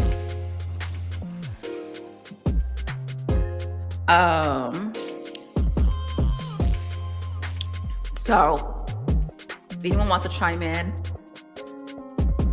let me know if I missed anything of importance. I know that I think the Usos, on behalf of Cody, was kind of, I think they had come outside. They ran outside. And then that's when you see Drew like drive off. I'm kind of remembering that part. But if there was anything significant, let me know if I missed it. Because like I said, I did not. And it's kind of like Raw is kind of more in my mind now because it happened on Monday. So yeah. And also too, let me know how y'all keep up with stuff. Like how do you remember this shit? It's a lot to remember. I have notes, but I just read my notes until I can kind of like, oh yeah, this happened. So yeah. Lena says, that's what happens when you DQ yourself against Drew and hit him with the championship. Do you mean like his notes? He can't remember shit? Is that what you're saying? Cheat sheet he learned from the final boss. Oh, Fate's not here, but is that what The Rock did? He did that? But I'm sure he didn't get caught though.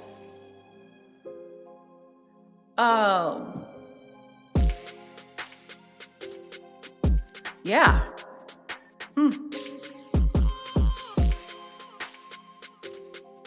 Okay. Hi, Chris Galagos. That's great. We're not talking about that. AEW is shit and garbage. AEW is hanging low. Okay, well, we're not talking about AEW. We're talking about WWE. So, very best behavior. I'm going to kick you out. I don't know who you are. I don't know what's going on. But anyways, welcome to the Mimi Morning Show. Yeah. Anyways. Okay, so there was that. And then, okay, so after that, now I was present, I was seated. Then we have the first match of the night. So the first match of the night, Ilya Dragunov versus JD McDonough. Now this was good from beginning to end. Unlike the last one with Axiom and Ilya, where it kind of got off slow, but then it got good. This was banger through and through. I do have to give it to JD McDonough. I don't like him really so much as a character, but he is good in the ring and he can take some hits. Good Lord. He be getting slammed, his head, oof. But anyways, he be taking them bumps, boy. So there were quite a few highlights from this match. And here is, I'm going to show one of them. Let's go ahead, let's share this tab instead. Mute that, copyright shit. So yeah, so as you can see, we'll just kind of do one of these. So they end up going over the rope here. Yeah, so that happened. So that was a really good match. But despite the back and forth and epic moments, Ilya still retains the men's United States title.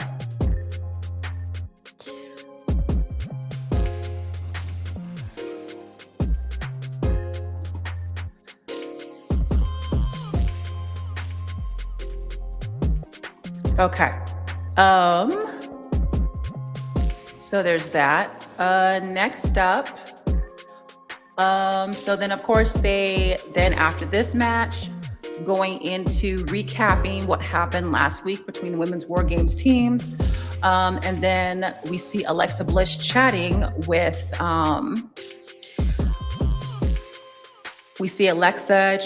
Charlotte.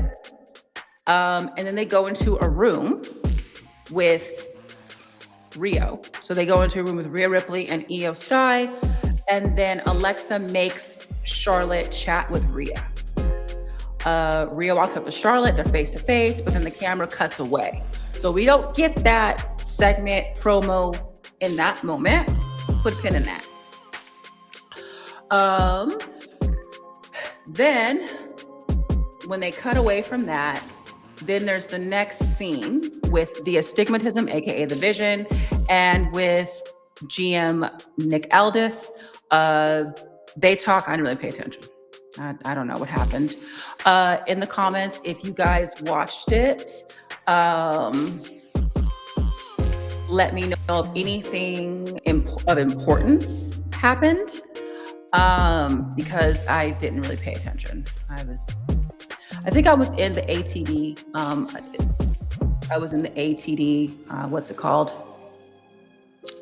Um, the Yeah, I was in the ATD watch along, so I really wasn't paying attention. So then after that, we have the next match. Now the next match is the Last Time Is Now tournament match between Carmelo Hayes and Bronson Reed. And let's see. That was basically a squish, what I'm going to call a squish match. Carmelo got squished. He just got squashed. He did put up a fight. Shout out to South Joseph for this photo. Of course, there was a back and forth, and it was a decent match, but it was like squish, squash was happening. A lot of that was happening. So that was happening with that match. I'm trying to see, do I have any highlights from that?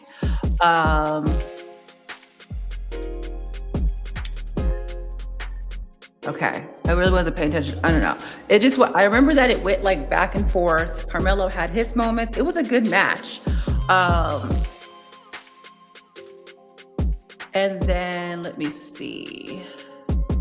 Okay, I have it. Okay, my notes are kind of jumbled up. So it starts with the match starts with a bang, literally. I believe like the first thing Bronson Reed does is just boom, just like not punch, but like just runs into Carmelo and just the squishing starts. Of course, the astigmatism, aka the Vision, is ringside with their cheating shenanigans, of course. Oh, okay, I see what happened. So Carmelo comes out, as in this picture. He comes out, and then I was watching on, what's it called? Surfshark by VPN, which affiliate code coming soon. And I think it kind of like, because you know how like they kind of cut away? They like have like they'll have like the intro, and then like something also happened in between. So I think what happened was this match was being set up, and then there was a backstage. In between that, there was a backstage interaction between Ilya Dragunov and Tama Tonga, and then Ilya Dragunov and Tommaso Ciampa, both of which were basically saying, we're coming for that title. Coming for your Men's United States title. And then Ilya calls Tommaso a jackass. It didn't quite get the laugh that it should have, but that's what happened. Okay, so then after that, then we come back to the Hayes and Reed match. It starts. Then we have the Vision, aka the astigmatism. I call them the astigmatism. Shenanigans happening, but Carmelo Hayes, he pushes through. He puts on they both put on a good match. There was good chemistry between them. Despite Bronson being huge, and he was obviously outnumbered. Carmelo Hayes gets clotheslined into Christmas. And then Burnt Sienna, aka Braun Breaker, tries to spear him, but then the Usos come to Hayes' aid. Then Cody Rhodes comes out after he got jumped. And Bronson Reed gets counted out, making Carmelo Hayes the winner to advance to the last time. So Hayes wins. Carmelo Hayes wins after all that back and forth, all the shenanigans. So this is basically what happened. So after what I was saying, so all the shenanigans happening, They're going back and forth basically with the shenanigans. And then this is when Cody comes out again after he was jumped earlier by Drew. And then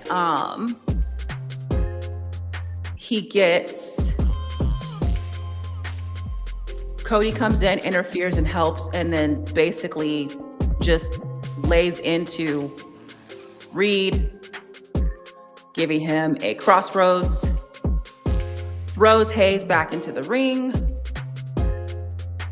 The count out, he doesn't get it in time. He doesn't get back in the ring in time. As you can see, the ref is holding up 10. He's counted to 10, meaning that Reed falls back out because he can't make it. And then there is Mr. Paul Hangman, aka the Easter egg, because his head shaped like an Easter egg. His look says it all. He is shocketh because Mello is advanced, not Reed. So I believe next, it will have to be, I'm assuming, next SmackDown. So this Friday, we're going to have Carmelo Hayes versus Gunther to continue in the Last Time Is Now match, like the tournament. And also, let's not forget that Sheamus is he's out because of a shoulder injury. So then Cody also takes it upon himself to, he was pissed after being jumped. And then he comes out and he does a War Games promo, basically. Bronson, you're probably the best in that group, but you won't realize it until you're looking up at the lights. Ron Breaker, historically speaking, a Steiner is never better than a Rhodes.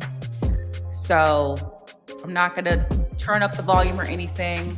If you watched it, you know what happened. I'm not doing it just because of copyright shit from YouTube, pretty much. So, yes, I agree. Lena says, great win for Mello defeating Big Reed. Big win for him. Yeah, it is. Big win for sure. Literally and figuratively, a big win for him. So yeah, I know that there's also rumblings now that I'm recalling everything from Friday. I know that there's some rumblings. People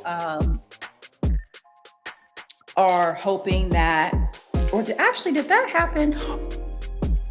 I'm trying to think now. No, I think that's I think I misspoke just now.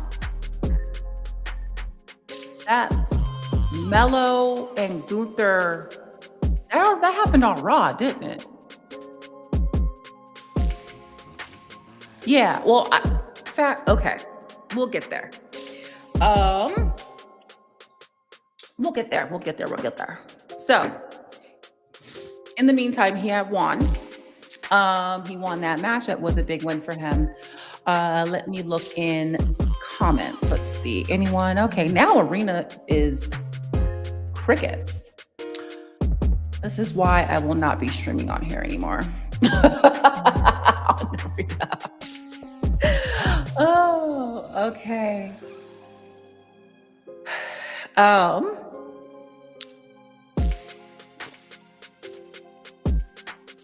So that happened. And then Cody has his moment where he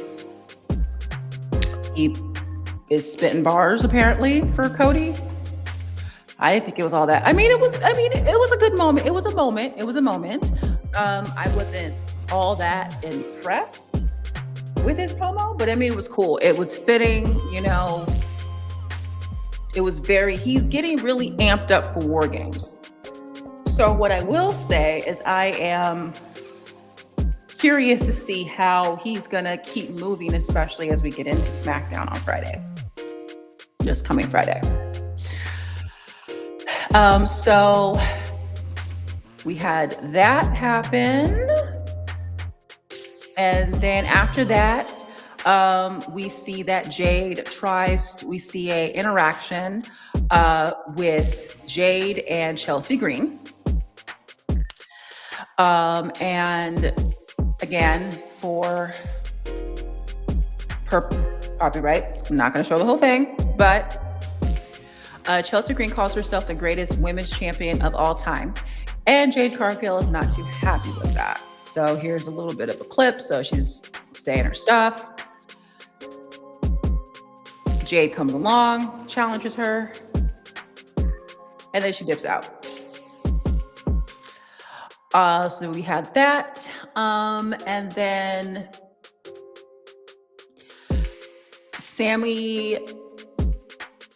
after that, Sami Zayn delivers a Survivor Series promo for a traditional 5-man match. His team is Rey Fenix, the Motor City Machine Guns, and Shinsuke Nakamura, and they're going to be going against the MFTs.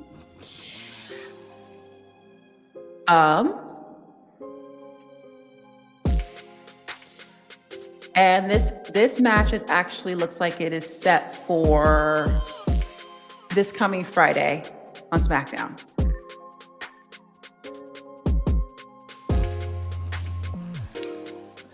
So, then right after that, the next match is a tag match with Fraxium, so Nathan Frazier and Axiom versus DIY, Tommaso Ciampa and Johnny Gargano. They go back and forth, a crazy flying knee. I think it was a crazy flying knee to Axiom. Yes, it was. It was a crazy flying knee to Axiom. Holy shit. And then Candice decides to, I guess, she removes Axiom's mask. Now, it was seen as disrespectful and a distraction, but I think she was just as concerned as I was about his teeth. Because that flying knee that he took, I was wondering if he lost some teeth. So she was probably just checking to see, hey, you still got your teeth, bro? Are you good? She could have been. But anyways, she removes his mask, and then he is distracted by that, and he covers his face, and then he takes a pin, as he's covering his face, he takes a pin from Nathan Frazier, and then that makes DIY the winners of the match. Now, I understand that when it comes to traditional... So is Axiom is he a luchador?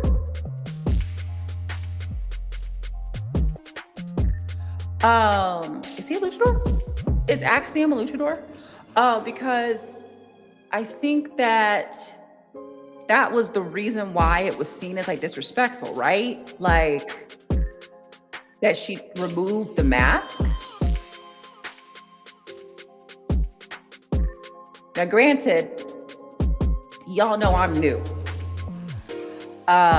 So I don't know for sure, but I do know that like luchadores, like I have picked up on that removing their mask is disrespectful.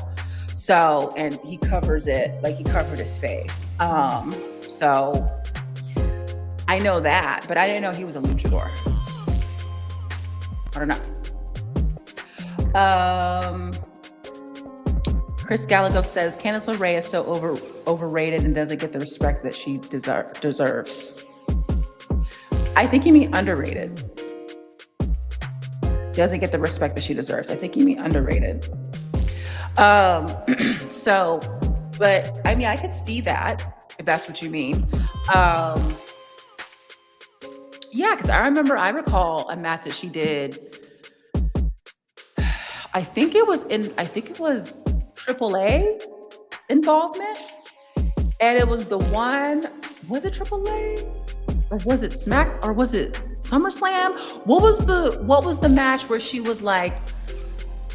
It was a ladder match, I believe, and she fell from like way like, I don't know, like, yeah, I forgot which one it was.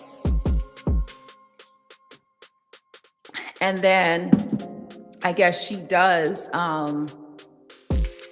that's kind of her thing, is doing like those stunts, those like death defying stunts. So yeah. Um, Candice LeRae should reunite with Indy Hartwell in TNA. Rest of the chat, what do you think about that? Because I don't know their history. So feel free to give context if you would like, kind of like enlighten me on their history. I don't understand. I don't know the history behind that.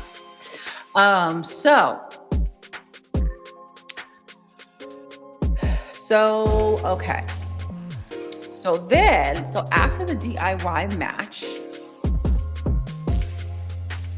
the pin that we had put in when it came to Rhea Ripley and Charlotte Flair, well, we can pick that back up now, because now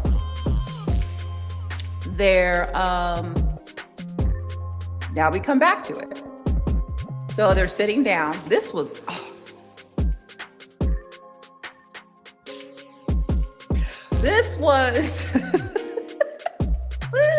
I loved the shit out of this promo. These two are, I mean, ever since that WrestleMania where Rhea became the women's world champion, took the belt off Charlotte Flair, even then their chemistry was crazy off the charts. Banger. This is a banger of a duo. And it's like they're the version of each other. Like Rhea is like kind of like a brunette version, like a goth version of Charlotte. And then Charlotte is like a not goth, like more, version of, it's like, yeah. So then they give this epic promo. Oh my gosh, the face is always beat to the gods. Okay, yeah. So we have these photos, all right? So this happens. You get this moment. Let me go down to my notes here. Okay, so, and then actually there was also like two versions of this promo. So there was the shorter version. There was like a little bit of a cut. It was a little bit of a shorter version there was a little bit of a shorter version that we saw I was watching on Netflix. And then there was like the longer like WWE version. I didn't know about that version until like yesterday or the day before. But basically, Rhea tells Charlotte that she has always respected her, which you can see that through their story. I know Charlotte had her feelings against Rhea, and I think Charlotte really had her feelings against Rhea because Rhea always, like when she would do interviews, she would always bring up the fact that she dethroned the queen. She took her crown. And in Charlotte's eyes, she was perceiving that as bitch, you always got my name in your mouth. Like, really? But Rhea was always like she was just answering the question. She was just asking a question. So, because I remember like there was actually one interview, I think it was the tattoo interview. Like it was the tattoo, like when Rhea was doing her, the tattoo tour. And she has a tattoo that she got. I think she got I think that was it was her, it was like Judgment Day. And she got tattoos, I think, with Damien and Dom. And it was the one where she has like a crown or something, like a tattoo. And she brought it up again. She's like, oh yeah, I hit the crown, blah, blah, blah. And then I think after that, Charlotte made a tweet and was like, you always talking about me, huh? Like, so Charlotte kind of had that kind of like, image in her head, like that perception, like this bitch is always talking about, like, okay, she all right. Like Charlotte may feel that because she called Rhea a snake previously. So she probably is like, look, this heifer she says she respects me, but then she talked like she doesn't respect me. And I don't like that because it's like, it could be perceived as like not giving that same energy. Like, okay, you say one thing, but you're doing another, you know? So I can kind of understand where Charlotte could be coming from, like seeing this, like with Rhea, and it's like, I don't trust you. But then when they have the talk, Rhea tells her, like, look, I've always respected you. We were at that time, we were going to see like who was the best. And she even goes on to say, like, it's probably going to happen again, but for now, I'm willing to put that aside to work with you, because if I had a choice, I would always go to war with you. And that kind of breaks Charlotte's defenses down, So after that, they basically, in the longer version, Charlotte asks Rhea, can I trust you?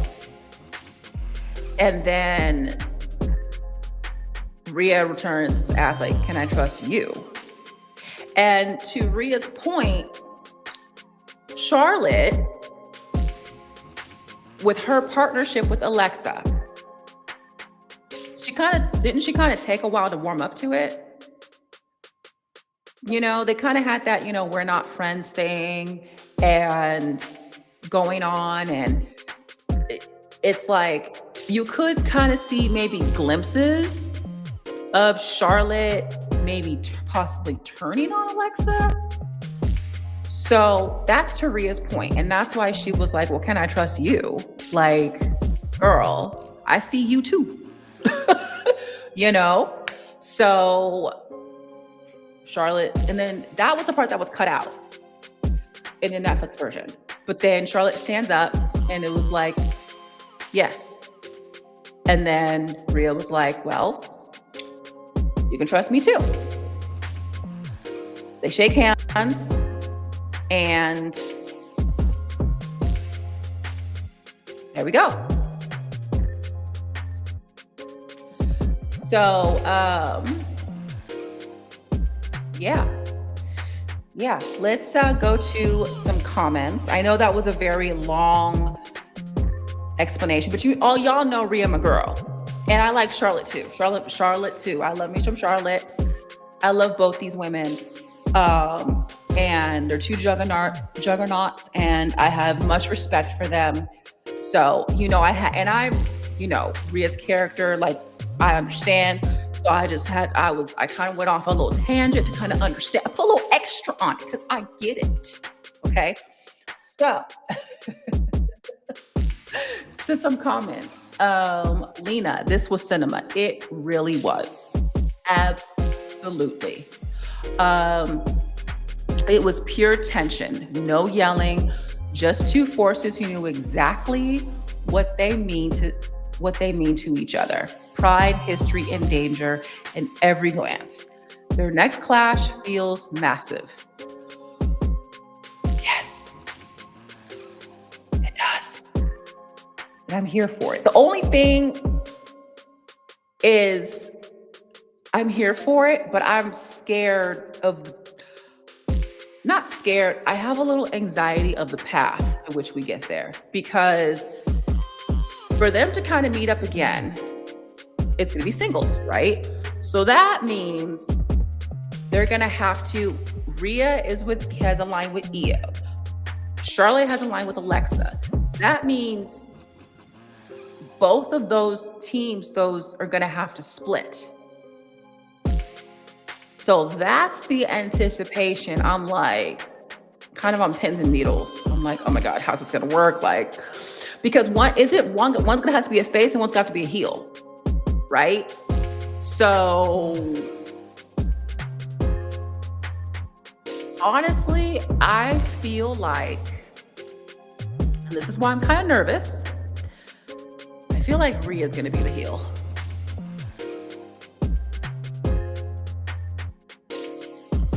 I feel like somehow, somewhere, Rhea's going to prove Charlotte right. And she's going to be the heel. Charlotte's going to be the face. So, yeah.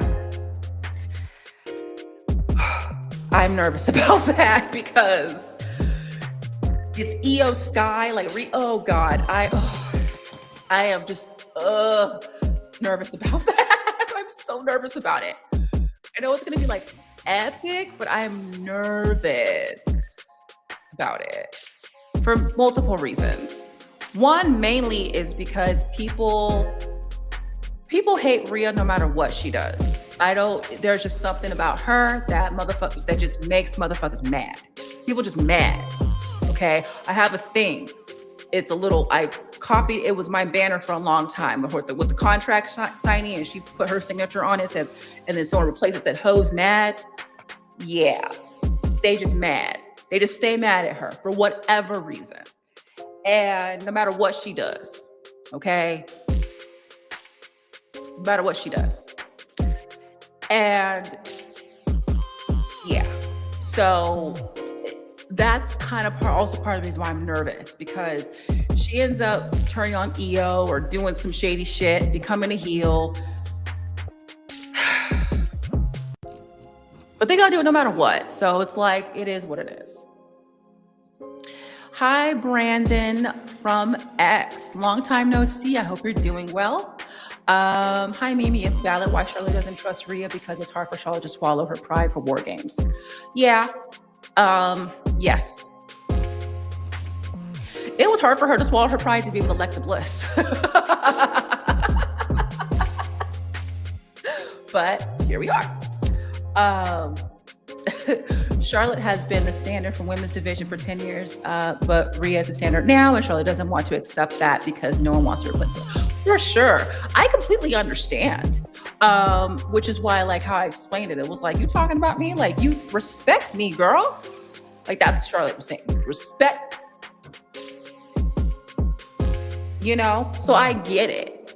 I get both sides. I mean, I think I articulated it quite well. But yeah, that makes a lot of sense. So let's see what happens. I don't know. I know we have War Games coming up Saturday. Something's gonna have to happen this Saturday. I'm scared, y'all, because because we don't have any more major after this is the road to WrestleMania. Because WrestleMania is there's gonna be the Royal Rumble, but we're gonna be on the road to WrestleMania. Oh my God. Okay, so we're supposed to have, I think it's now in 2 days, so it might happen Friday. We're supposed to get, Monday, they said 4 days. Yeah, Friday, that would make it Friday. We're supposed to get a promo, a WrestleMania, is it 42 promo? And we're getting like how the men had a promo, like in the poker table. We're gonna have another one for the women. We can probably watch that and maybe kind of pick up some nuggets because the first hand that we saw, I'm jumping ahead. That was on Raw. That was Monday. I'm jumping ahead. We saw Rhea's hand. That was definitely Rhea's hand. And we're going to get to kind of see, we're going to get some nuggets, because I'm thinking something's going to have to happen this Saturday in order to set the tone in time for WrestleMania. What do y'all think? It's either going to be, like I said, one's going to have, oh my God, Lord have mercy. Okay. I'm nervous. All right, I got to move on because we still have to cover Raw. But yeah, y'all know how yeah. Okay. So I got a I got a little too off tangent with this. Okay. My bad. So after that, the next match is another The Last Time Is Now match. Finn Balor versus Penta.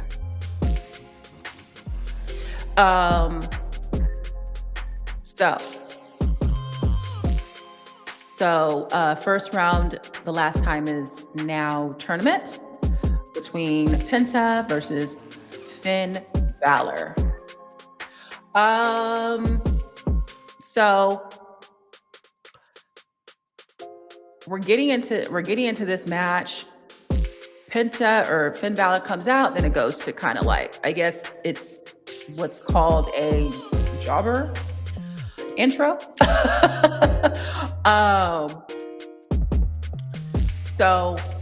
But then Penta has his intro. Okay. Now, look, I already knew Penta was gonna win this match. However, WWE also did not make it, they didn't try to hide that shit. They leaned into, we know Penta gonna win, because Penta's intro just had winner. It was a winner vibe. Came out in a jacket. It was giving very winner vibes. And I just knew from that entrance, there was something about the entrance that I was like, oh yeah, he winning. Already. I already knew. Like there was something like, I already knew he was, but it was like official. Like WWE said, yeah, the motherfucker's winning tonight. So then Penta gets in the ring. He forgot to even take his jacket off. He got in there, ba-da-ba-ba-ba. He's going in and he's going in. He forgot to take his jacket off. He eventually does take his, oh shit, I forgot my jacket. Takes his jacket off.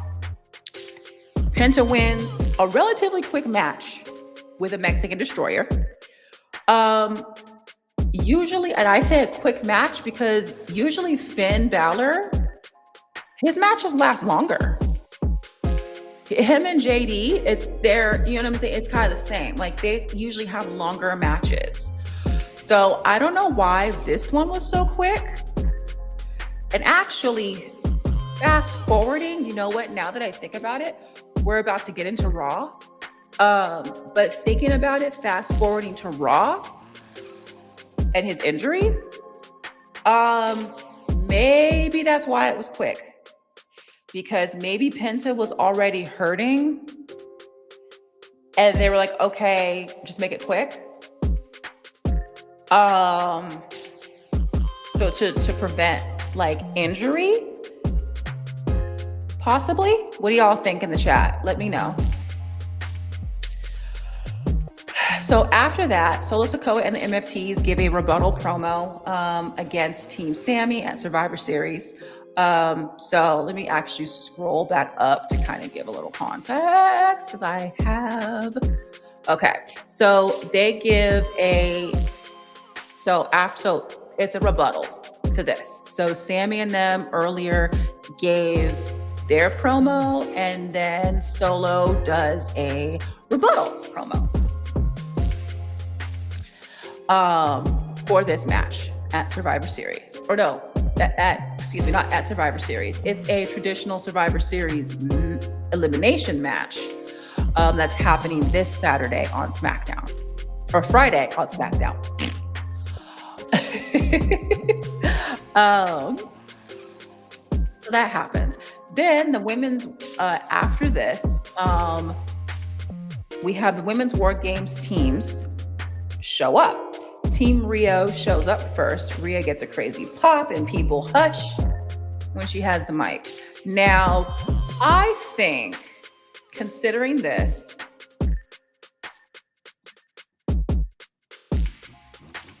I don't know, the Rhea hate honestly just kind of exists online. Let me know y'all's thoughts on that too. I think the Rhea hate just exists in the IWC because when she enters the arena, Shout out to Marissa, a heart of stone. Uh, Medium Rhea. This is Medium Rhea, Marissa. Shout out to her. Rhea is the definition of the moment. That part. Because when in person, live, when Rhea, first of all, she gets crazy pops. Second of all, when she has the mic, everyone hushes. When she got the mic, everyone is like, shut up, bitch. Shh. Like, legit. Okay. So it's just IWC hate. It's y'all insecure motherfuckers, especially the men. Y'all get your shit together. Okay. Get your shit together. Get your shit together. Go rub one out. Go do what you gotta do. Cause it's gross. Anyways, so they come out. I'm just gonna kind of, here's the pop, she comes out. Oh, look at everyone's phones. Holy shit. Damn. So you can see that Alexa and Charlotte had already come out. But I didn't notice all the phones. Look at that shit. Damn, everyone got their phones out. Yeah, she definitely is the moment. Proof by all them phones coming out. All right. Here they are. I am thoroughly convinced that Rhea picked out Io's outfit. And I'm not saying that. I mean, a lot of people kind of put, especially in the alphabet community, that, they kind of, it's like this lovers type thing. I'm not saying that because of that. I mean, one can perceive it that way, and I get it. My reason that I'm saying that Rhea dressed Io was because Rhea had chaps. I forgot. I was trying to find the I forgot which match, but it was she was part of the Judgment Day and she had the championship, and she was wearing, it was black, white, and purple, and where she had her hair done. And she had chaps. That was the reason why I was saying it. I was saying it because, the chap twins, So that was why I was saying it. But yes, so they come out. Rhea gets the pop. Oh, Lord Jesus. The mug is always Rhea. Even in a mask. Even in a mask, bitch. Even in a mask. Look at this. Look at her. Look at this. Even in a mask. This girl could be in a fucking potato sack. And Aura is still off the charts.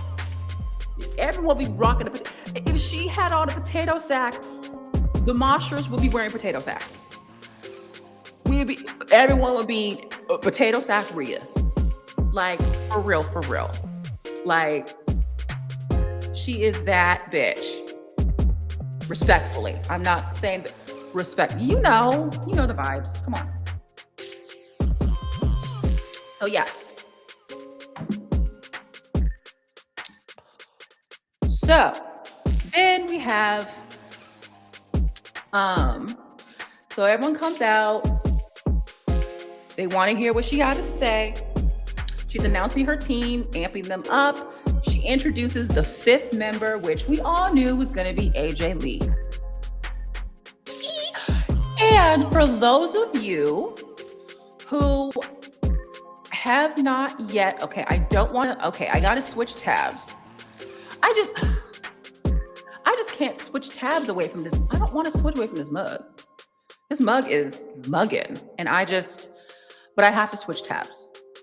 Because I got to show AJ Lee. But for those of you who, so here we go. So this is them all. Look, they all look so, they look so good. Why Charlotte looks so mean?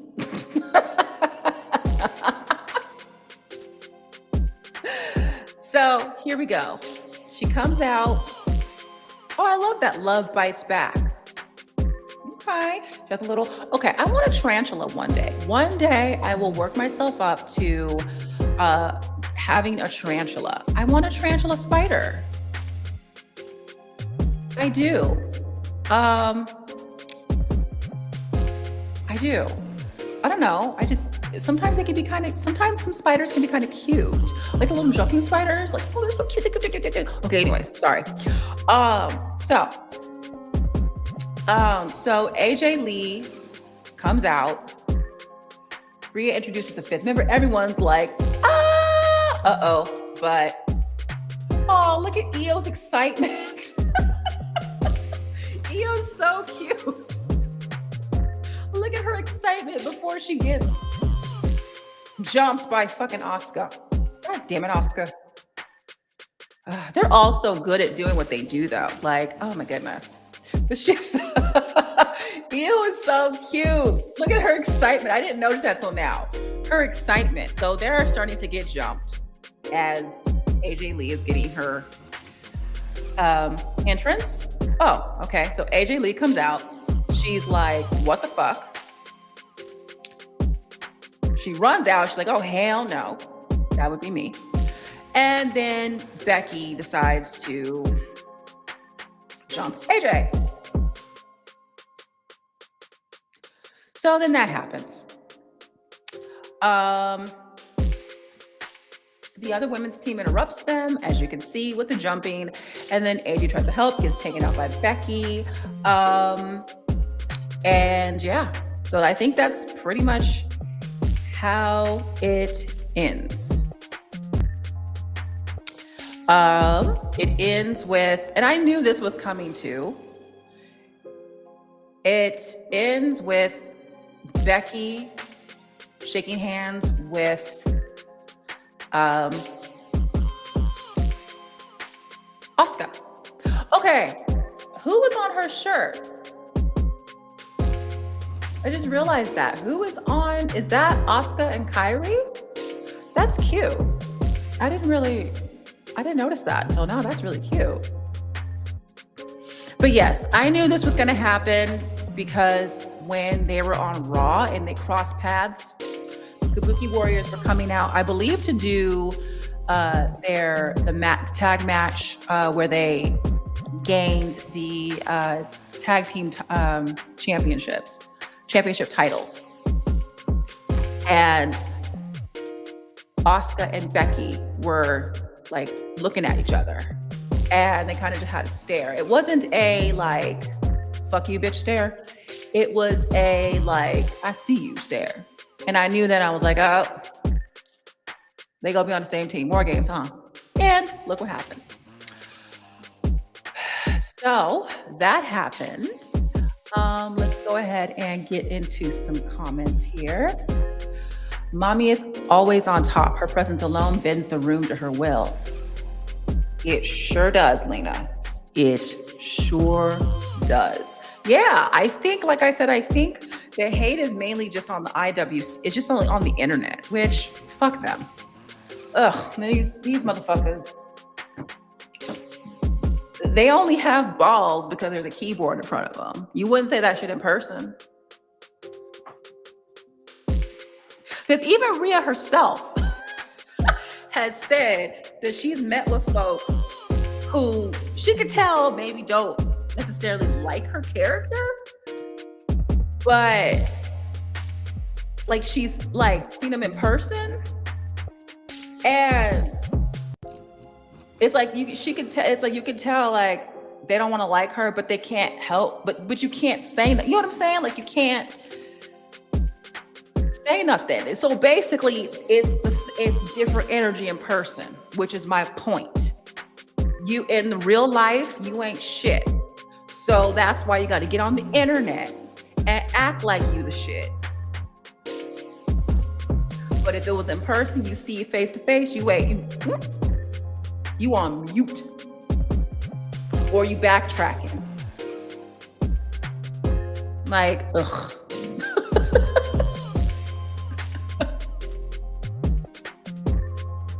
I don't know. I know it's gonna sound fucked up, but we need to normalize. This gonna sound fucked up. Maybe not normalize it. I don't know. I'm gonna say, no, I'm not gonna say it because it's fucked up. I'm not gonna say it. I'm not gonna say it. Becky in the heel corner for War Games. Shock, strategy, and star power collide. The cage just got unpredictable and the game changed forever. Forever. Absolutely. Great words and truth by Lena Dow. Again, you guys, as we transition over to talking about Raw, please make sure that you go watch the Tasty Talks episode, the Tasty Talks live episode I did with Lena yesterday. We're spreading awareness about breast cancer and also talking about her new book, Journey Through Breast Cancer, that will be dropping here soon.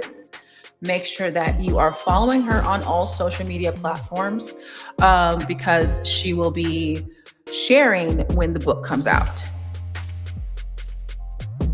So that link to the episode I dropped in the comments on YouTube and X and Arena. If you're still watching on the Arena, which I don't think anyone is. Let me see. Nope, they're not. Okay, so also the music that you are hearing in the background, it is from Wave Root, waveroot.com. And you can also check them out on X at Wave Root and also at Wave Root on YouTube. Royalty-free music that you can use in the background of your podcasts and of your live streams. And you will not get slapped with copyright shit from YouTube. I'm still getting slapped with copyright shit, but that's because of the clips, the WWE clips. But I will say that it's not as bad. It's just like certain territories. So I'm like, whatever on that. Like, go fuck yourselves, YouTube. Like, I don't understand. I don't know if it's Twitch. Maybe that's why everyone uses Twitch, because I don't understand how I see clips on my timeline of people reacting to Raw, SmackDown, whatever, and they will show the clips with the sound and everything, and do they not get dinged? Or do they just don't give a fuck? Or is it that they're just using Twitch? I don't know. Let me know. Shit, I don't know. I don't know. All right. Anyways. So, also, I am going strong. So fucking strong on here. I have been on this live for almost 3 hours. And that takes a lot of energy, right? That takes some energy. If you're looking for jitter-free energy, try Dubby Energy. You can use my promo code EvelynMimiJ to get 10% off of your order. Thank you, Dubby, for being a Culture Clash Network partner. Let me go ahead and drop that in the chat as well. 1 second. Let me find it.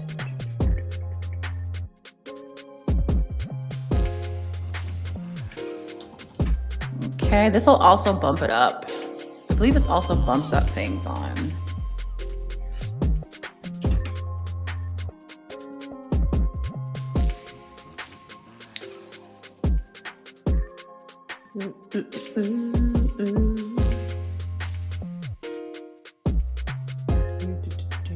Yes. So Dubby Energy is a partner of the Culture Clash Network. So for any Culture Clash Network show that you watch, whether it's my show, whether it's Main Event Mamas. Well, I don't think they have a code yet. Okay, so I know that Acknowledge the Dynasty podcast also has a code. I think Marks with Mikes has a code. So any show that you watch, you can actually get a discount. So if you're watching this show right now, thank you. And as a reward, try some jitter-free energy. They have multiple flavors, and they always have new flavors coming out, and they're very engaging with their consumers. And yeah, so, and jitter-free, and they're out here in Southern California, in San Diego. I've been meaning to check them out. I think I want to take a trip. I think it'd be really cool to take a trip to W Energy in San Diego and give you guys a tour. I mean, why not, right? So you can use my code EvelynMimiJ for 10% off of your order for W Energy. Jitter-free energy with W Energy. All right.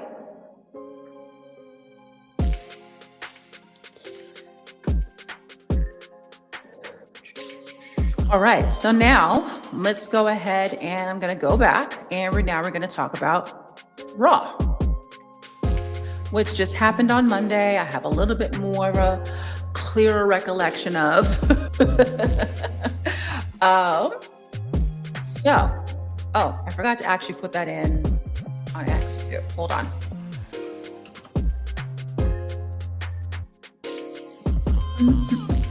I could actually just put my profile from there, put on Arena, even though no one's on here, but still.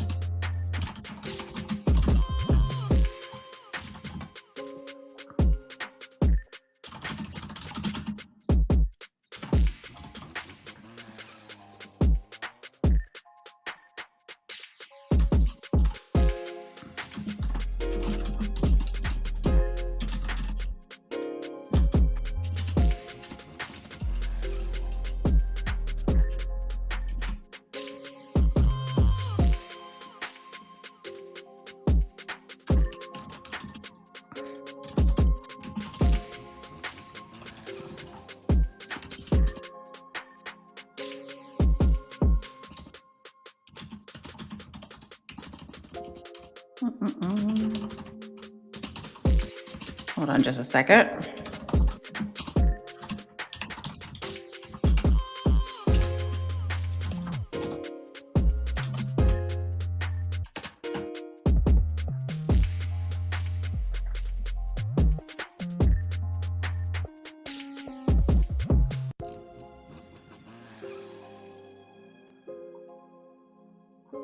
All right, so now let's get on to Raw. So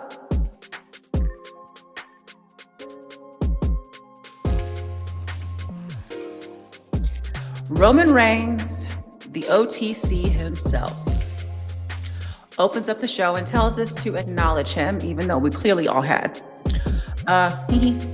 Then Cody comes out and before he Cody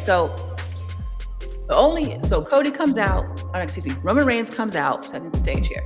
Roman Reigns music hits, he comes out and he gets into the ring and all he really gets a chance to say is acknowledge me. And then before he even really starts to say any more words, Cody comes out and he got some shit to say.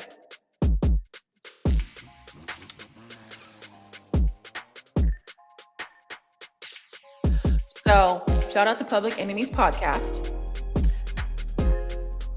Cody's eye still looks crazy. So I mean, yeah, he did get jumped. Yeah, that makes sense. So Cody comes out with his politician suit. I don't see any glitter on his eyelids this time. I don't see any bronzer. Oh, I like his, is that his? Oh, I I never noticed his wedding band. It's actually very unique. I like that. Huh. Okay. Interesting. Okay, anyways. So, um, so he comes out, he makes his political speech, not really political, but you know what I mean. But he acknowledges Roman and says that um, they were good in the match. Like they were good. They've been on the same page before, but now it's different because it's war. Roman and I guess what Cody was trying to say was like, look, like it kind of like a Charlotte and Rhea moment where it was like, can I really trust you? That type of moment.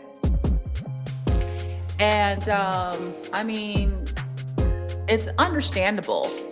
But yes, Lena, you're out. Nobody interrupted Tribal's chief. That was not cool. I mean, it's Cody. You know, he thinks that he can just do that.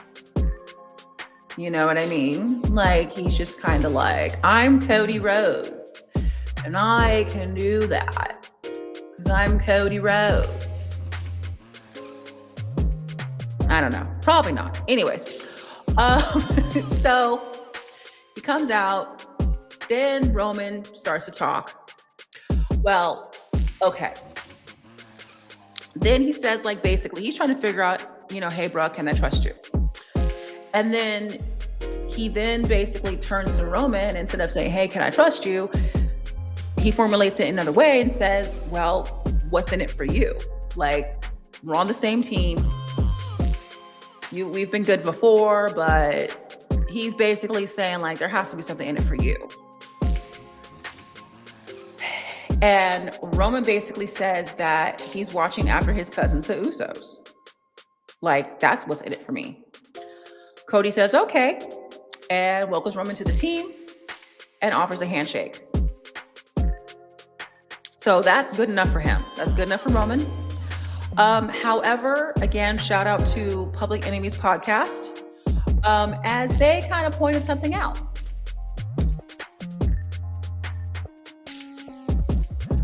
Roman Reigns wouldn't be mean to his cousins, would he?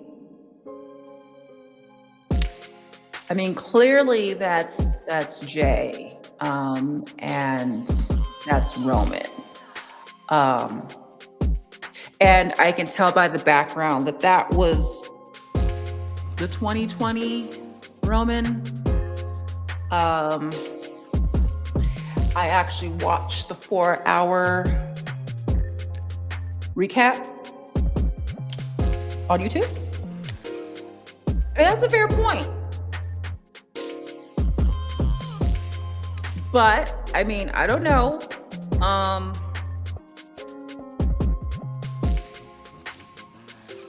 Yeah. So, I mean, that's a fair point. Well, considering this, do we think that Cody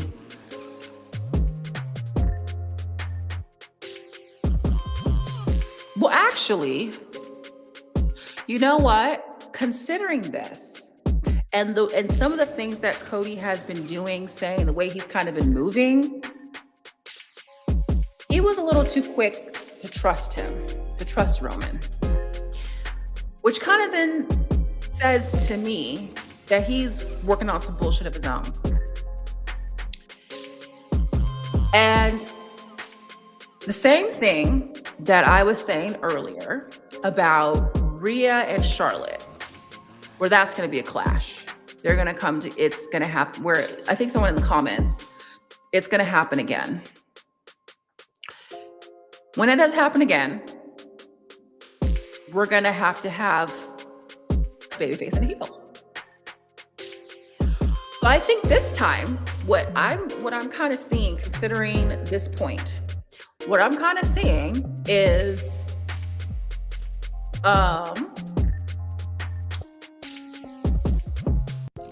I'm seeing Cody especially considering this is Survivor Series. We got to have big shit happen, right? What if Cody turns heel?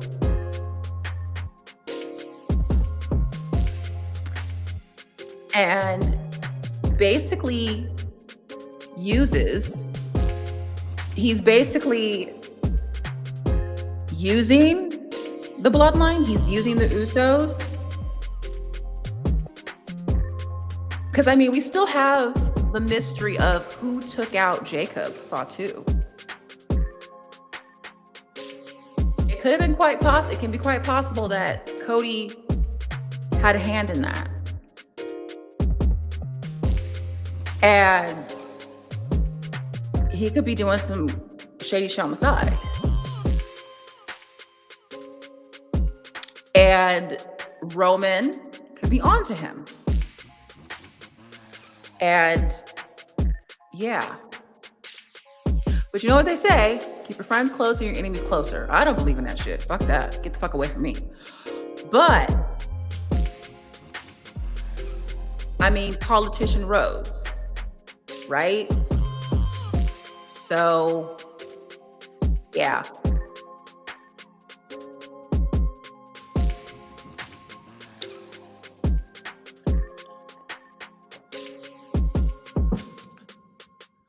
I think with Survivor Series, with these war games on Saturday, there's gonna have to be a couple of big moments. And this can be one of them. Cody turning heel. Using the bloodline, putting them against each other. Like, or not putting them against each other, but just like, I don't know. What do y'all think? Lena, what do you think? What are you thinking? Let me know, girl. Let me know. All right. So, after the handshake, CM Punk's music hits, he comes out, he brings up his and Roman's past. Roman addresses him and clears the air by saying, I hate the vision, aka the astigmatism, more than I hate you. Then he walks away. Then as Roman's walking away, he says something about the title. By the way, the title will look better on my shoulder. Oh, yes. Oh, fuck. Yes, yes. He said that. He said that title will look better on my shoulder. Punk then says, who are you talking to? Me or Cody? Roman says, that's for you to figure out. Got it. Cody turns heel. Roman's the face. You've got Roman is the face versus the heel Cody Rhodes. Roman takes that title off of Cody.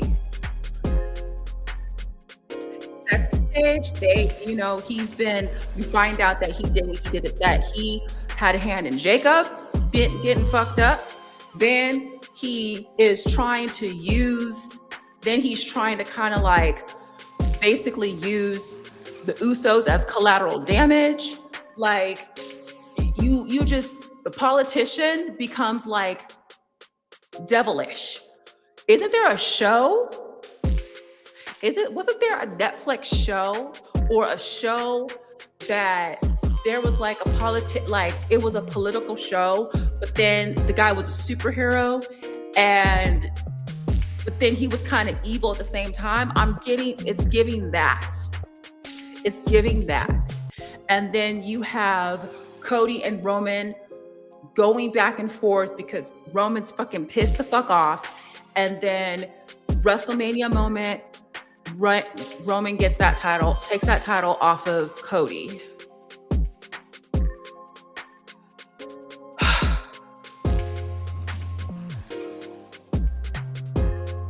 Okay, so now I'm kind of pissed off because I've been live for almost 3 hours and I know Restream is not going to let me do AI clips. So I'm going to have to clip this on my own because I want the receipt. Because if and when it happens, I want the receipt. That I said it. Okay. Anyways. Sorry, I had a moment. All right. So then we turn to the astigmatism, aka the vision backstage, and we find out that Drew McIntyre's partner for their tag match is Logan Paul. So it's the tag match for the War Games advantage. And Logan seems kind of scared. And I'm like thinking to myself, well, why you looking scared? You gotta stand 10 toes, drink you some prime, you be ready to go. All right. So then fast forward and we have, okay, here we go. Yes, this is what I was referring to. It's a pin that we put in for SmackDown with the Carmelo Hayes versus Gunther. Fast forward, we now have that match. So, oh, this is so sad.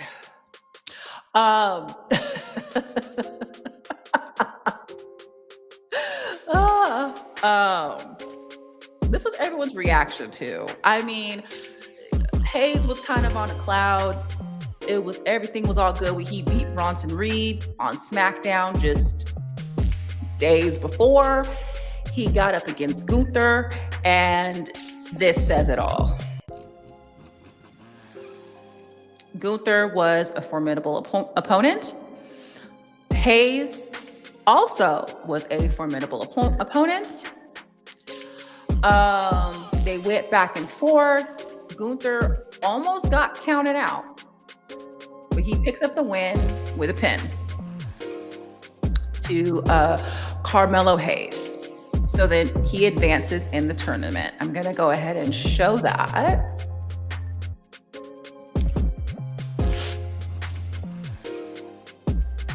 Melo breaks out of the sleeper, but Gunther powerbombs him again, and Gunther advances in the tournament.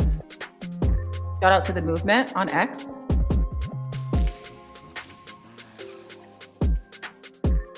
So there we go. Oh, not sleepy time. Well, you deserve it. You deserve it. You deserve a little bit of a nap, sir. You absolutely deserve a nap. You sat up here and you took fucking Bronson Reed's ass, took him out just a few days ago, okay? And then you went up against Gunther and you took that shit. You, sir, absolutely deserve a nap. A nap and a snack, a protein snack. Maybe your fiance snack. Most definitely. Take your nap, sir. Take your nap. Yeah, everyone is saying, Lena, oops. Everyone is saying that, Lena, but, just like in the comments, here, people, let me zoom out. People are, pained. People say the same thing. However, I have a little bit of relief. So people are not only sad that he lost, people agree with you. Absolutely agree with you. Who it should have been. Absolutely. But at the same time, we also have that his loss could be a win.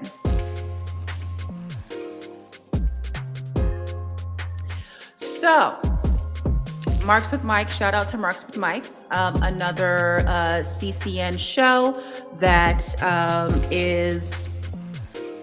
that airs every Thursday. I don't think they're going to be airing this Thursday because Thanksgiving. But outside of Thanksgiving, they're every Thursday at 7 p.m. Pacific, 10 p.m. Eastern.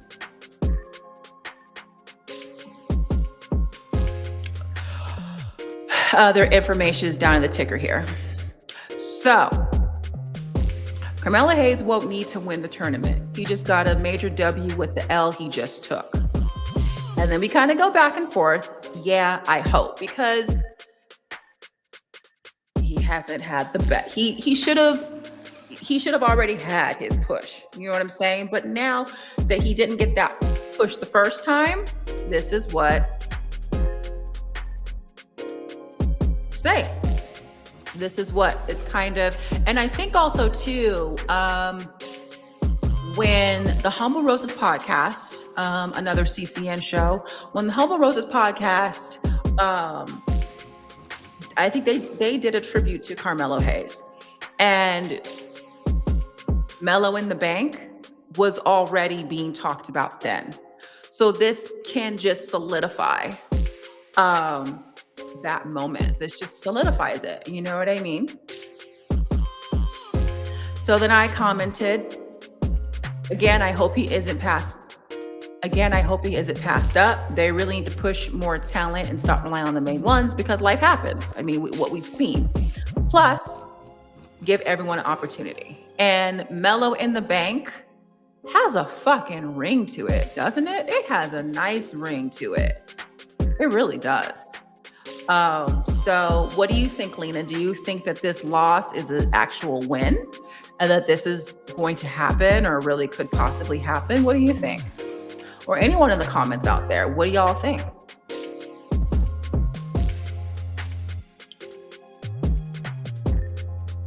Let me know.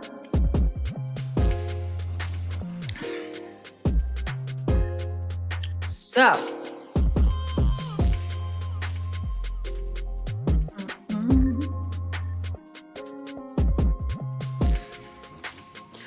all right. So after that, backstage with Team Cody and the Usos interrupt. So they're having a powwow backstage, and I should have actually just shared instead, excuse me. So they're having a powwow backstage, and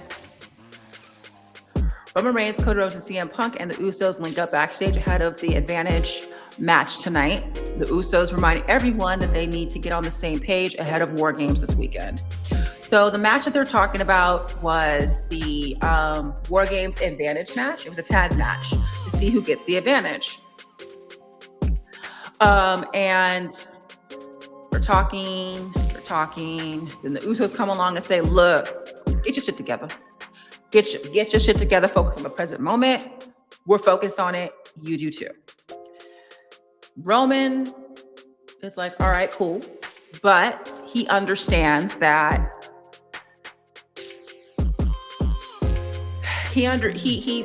from what I was listening to in the ATD, the Acknowledge the Dynasty podcast watch along, which Acknowledge the Dynasty has their watch alongs every Monday, every Friday for Raw and SmackDown. From what I was gathering, Roman is very experienced in War Games. He understands the numbers game, and he's looking at them like, okay, cool, but he's trying to watch out for them. At the end of this segment, when they walk away, Roman tells them to fix it. Put a pin in that because that's relevant later. Then it's Dominic Mysterio's time to shine. He gets out to the ring and calls out John Cena, but then a little person, John Cena impersonator, comes out, which has been called John Wena. It was on the internet too, y'all. It's not me. It's not just me being derogatory.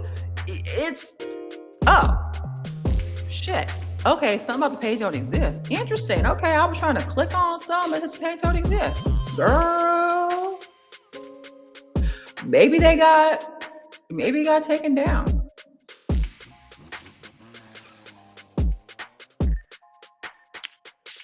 Well, anyways.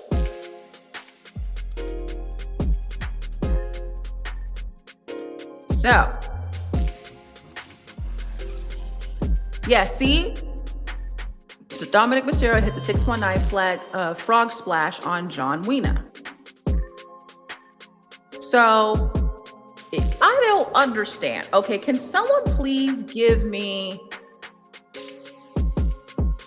what's the significance of this? Has this person been involved before in WWE story? Have they? I mean, they had to have been, right? Involved before, because it looked very professional. Like this was not their first rodeo. So can someone please enlighten me on can someone please enlighten me on that? Because I was just, for me, since again, I'm new kind of watching, I just didn't understand the significance. I just didn't get it. If this was a throwback, I didn't get it. So if someone could please enlighten me on that, because to me it was just random. And then you had a little stew, like the cameraman. But it seems like this has been done before. So it was just random. I mean, it was entertaining, but it was random. And kind of entertaining for the wrong reason, might I add. But whatever. Yeah. So let me know. So that happened. We did not get John Cena. We got John Cena. John Cena got to save his knees and shit for Saturday. He got to save his body for Saturday. So he had to have a little stunt double. So, Cena said, "You can't see me." And WWE.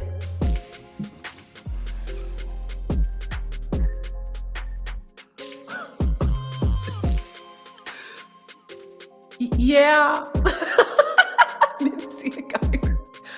Oh, Lord. So is this not a normal thing? Is this the first time they did that? I mean, it's kind of cool. I appreciate, WWE giving equal opportunity to everyone. No shade, for real.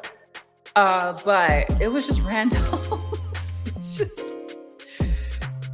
And then for Dom to and then I guess too, it does drive home the point of Dom being a heel. So it works. Okay. Shout out to John, who's part of Sports for You, Sports for You and Sports for You Wrestling. John, can you confirm if you're doing a Sports for You Wrestling episode tonight? He says, Mello held it down. I always felt Gunther versus Cena. Gunther versus Cena. Everyone's been saying that. I feel like that was kind of the obvious choice. And I think now it's even more obvious because Sheamus is out. So there's that.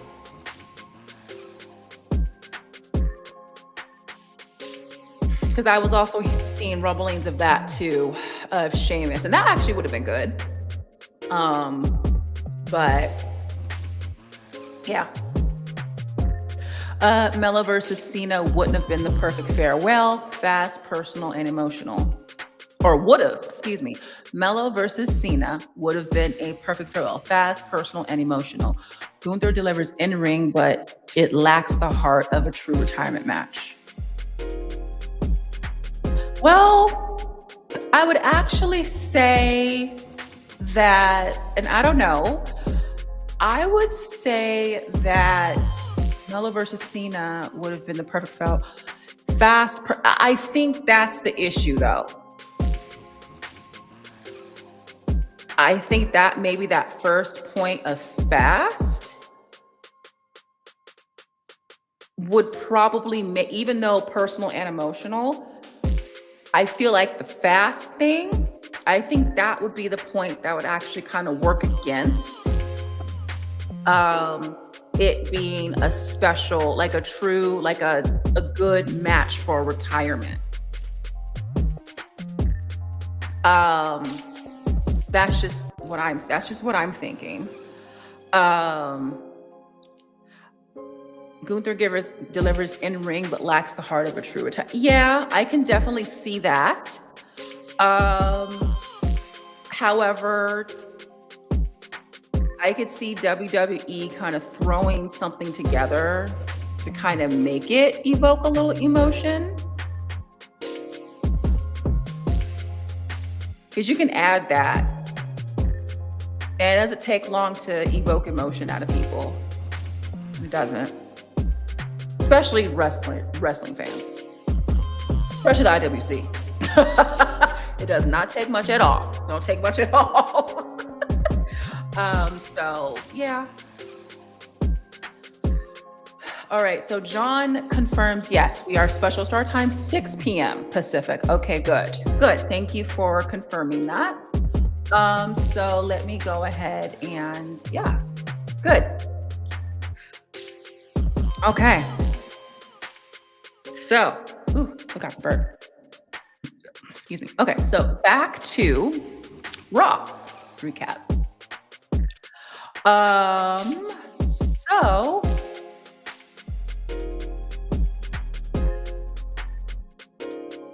hold on, let me find my place. I lost my place here.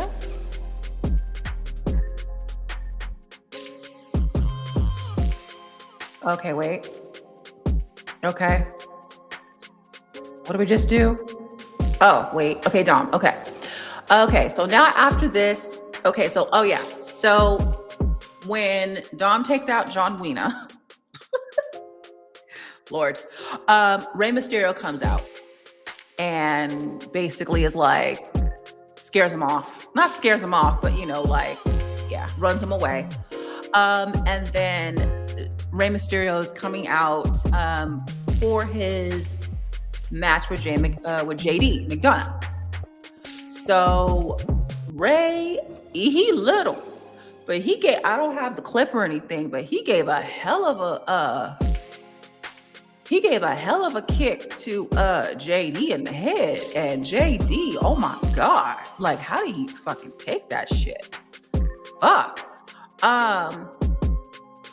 So they have their match. They're going back and forth. It was actually pretty easy. Like I said, JD, I like him in the ring. I just don't like his character. I think he needs some character development. Hopefully he'll get some. I feel like when Liv comes back, Judgment Day will there'll be some change. And then maybe we can get a little more, then that'll kind of force Finn too, maybe. But that'll kind of maybe force more character development out of people, out of the talent. Okay. So they have a good match, decent match. And then Rey gets the win. The way that he got the win was actually, and so this is going to be the turning point. So I think also what I was saying about Judgment Day, Liv coming back, and then there's also some turning points happening. And then so Finn interferes. Finn is trying to help. So we can see here, okay, so stuff is happening. Finn is here. His interference kind of causes, because I believe earlier this match, JD McDonough actually averted the 619. He couldn't really avert it again because of this. This was the moment for me in which Finn's interference actually was not helpful. It was detrimental.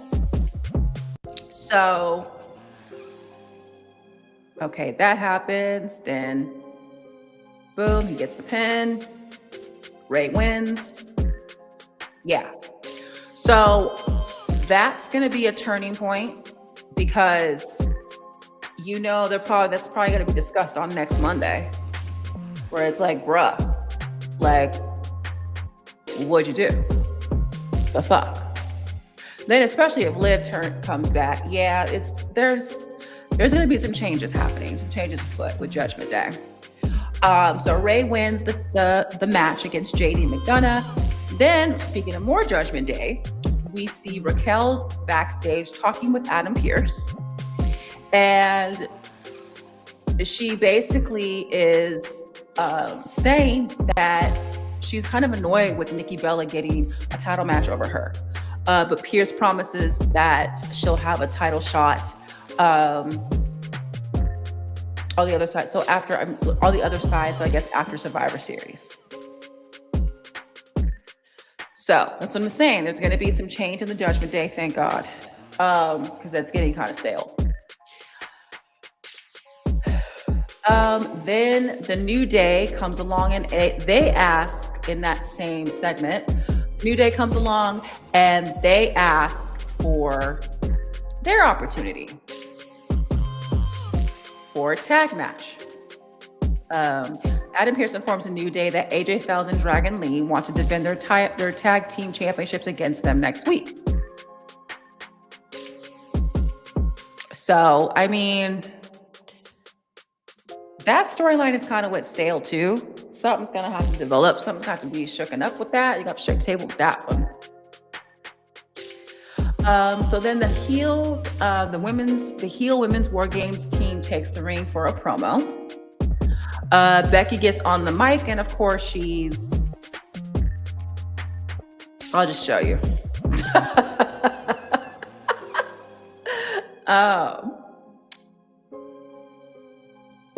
So here they are. You could look at Nia's face is explanatory, and even Kyrie kind of like, what fuck?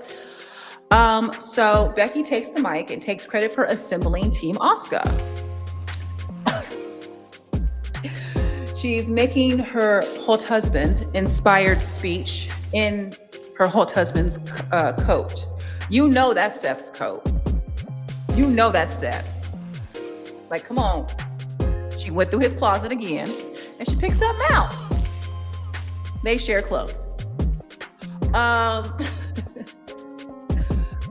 Then the babyface war, then the other team comes out. AJ Lee confronts Becky. And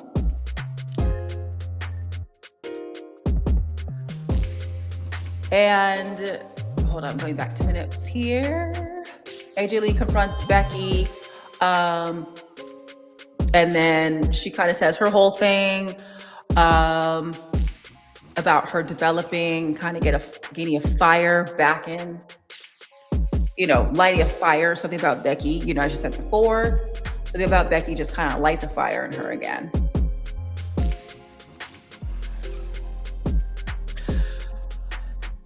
So then, while they're in there,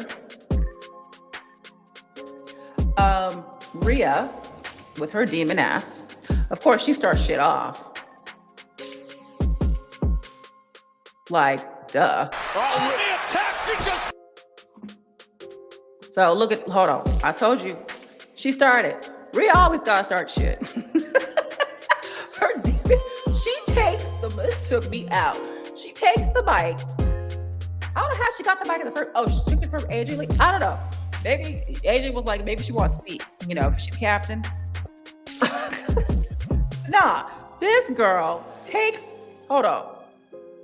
she takes the mic and she proceeds to hit Nia with the mic.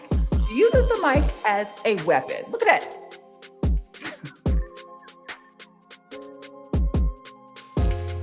Oh Lord. I mean, she can't use her shoe because she known for using her shoe.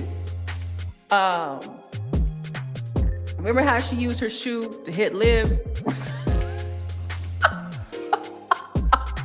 That's one thing. Like that what's it called? It was kind of annoying. I think it was annoying. The Liv and Rhea beef was annoying because it was based around Dom. If it had just been them, because they had some funny moments, they had some good shit. Like they had some good back and forth, especially on X, on Twitter. Woo. But yeah, it was. I don't know. So maybe she'll come back and they'll get a redo and it'll be better. Yeah, because they had some moments together. I give it to Liv. It was good shit. Yeah. So then everything, all hell breaks loose. They fight in. They scuffling. All hell. Okay, there we go. Is that? Oh, wait a minute. I did not know that Oscar had a brace on her knee. That's Oscar. Let me go back to it. Yeah, holy. When did that happen?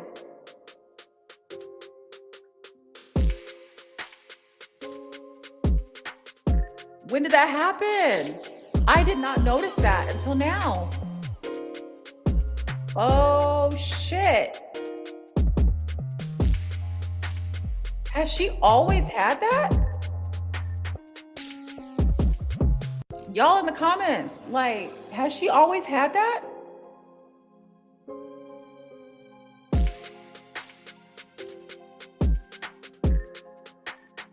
You see that brace on Oscar? I wonder if they're gonna have to drop the titles.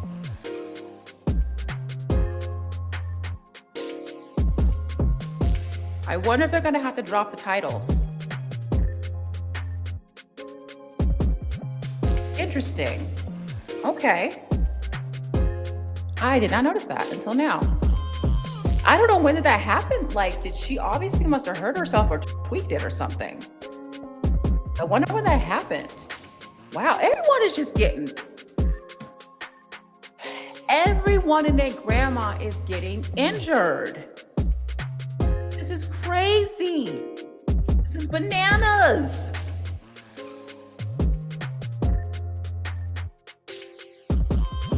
Y'all need some joint.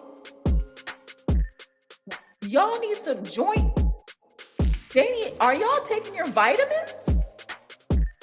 Are y'all taking your vitamins? Y'all need some joint protection. You know, I know of a product. I know of a joint regeneration product that I am happy to refer you guys to, happy to refer. Now look, I haven't used it yet because I couldn't afford it at the time. But I know it's a reputable company. It's the same company I get my protein shakes from. I can send you the information. Damn. She's still wearing a brace from her last knee injury. But I never noticed it before until now. Like, you would think that it would be consistent. Unless I just didn't notice it.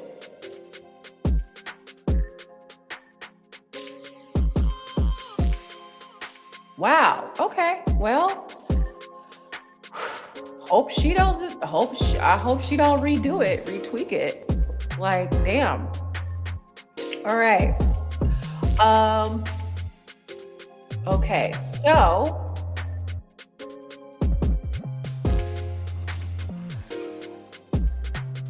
okay, yes. Okay, so some highlights from this brawl.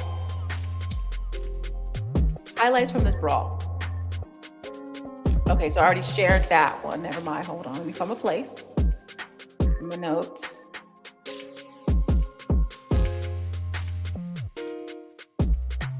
Okay. Highlight of the night for me, besides other obvious ones, which we're going to get to, is when Rhea and Charlotte both do the suck it. That was my favorite part of one of my favorite parts of the night. It's kind of freeze frame. That was awesome. That was fucking awesome. So that happened. I'm just kind of looking at some highlights from this because shared a couple. And then just a random meme from Devin the Mosher on X, highlighting Rhea and Charlotte. how it started versus how it's going. So that's cute. Okay. After that, now it's time for Solo Sikoa versus Penta. And it was the last time is now match. This is another reason why I'm saying for y'all to take your fucking vitamins. So unfortunately, what happens here is firing Solo gets not Solo. Penta gets hurt. So it was in this moment here.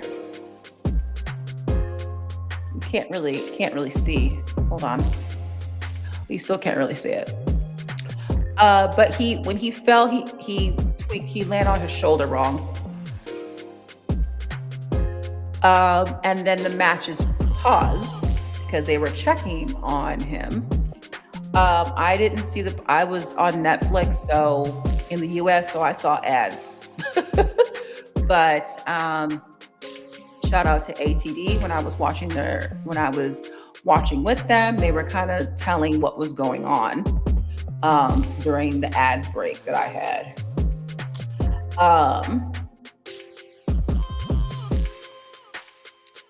So the match is called because Penta cannot continue, and Solo Sikoa wins. So that means next Monday is Gunther versus Solo for the last time is now match in the tournament.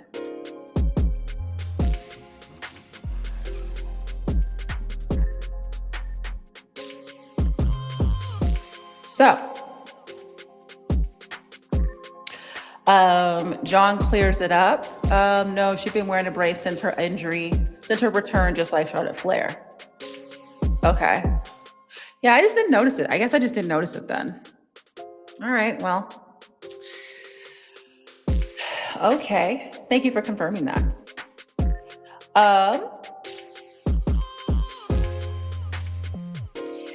All right, so this is now the Mimi turned into Mimi morning / now afternoon show. But that's okay. All right. So the last time is now tournament. So next, again, as you can see, we have Solo versus Gunther. And then, let me see. How do I read this here? Next is going to be, okay, then we have, so after that, okay, so we're going to have Jey Uso and Rusev, and then LA Knight and another mystery opponent is next. Right? When are those happening on SmackDown? Those have to be happening on SmackDown this Friday. Because this one happened. Okay. I see it. So it looks like this Friday on SmackDown, we're going to have Jey Uso versus Rusev, and then LA Knight versus another mystery opponent. And then that'll move on. And then that match is going to move on for next Friday SmackDown. As for this coming Monday's Raw after Survivor Series, we're going to have Solo Sikoa versus Gunther. And then the person who advances yeah. Okay, cool. I'm going to bookmark this because I want to keep, I want to keep up with this. Okay, bookmark it. All right. So, back to my notes here. All right, so backstage, Maxine Dupree, the new women's intercontinental champion, is backstage. And she's just walking along backstage with her title on her shoulder, looking so good. And then Ivy Nile comes up to her and is like, bitch, I want that title. And then Roxanne Perez comes up, does the same thing. Bitch, I want the title. So we definitely see, some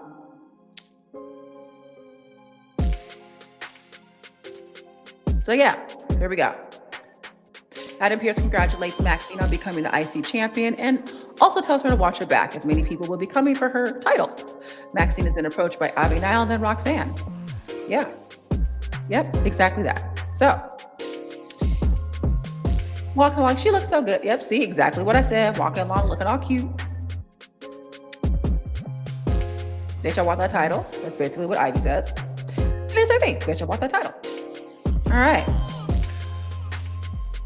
Then we have a Stephanie Baker versus Nikki Bella promo for their match on Saturday. Then we go to the Men's War Games Advantage match, which is for an interval advantage.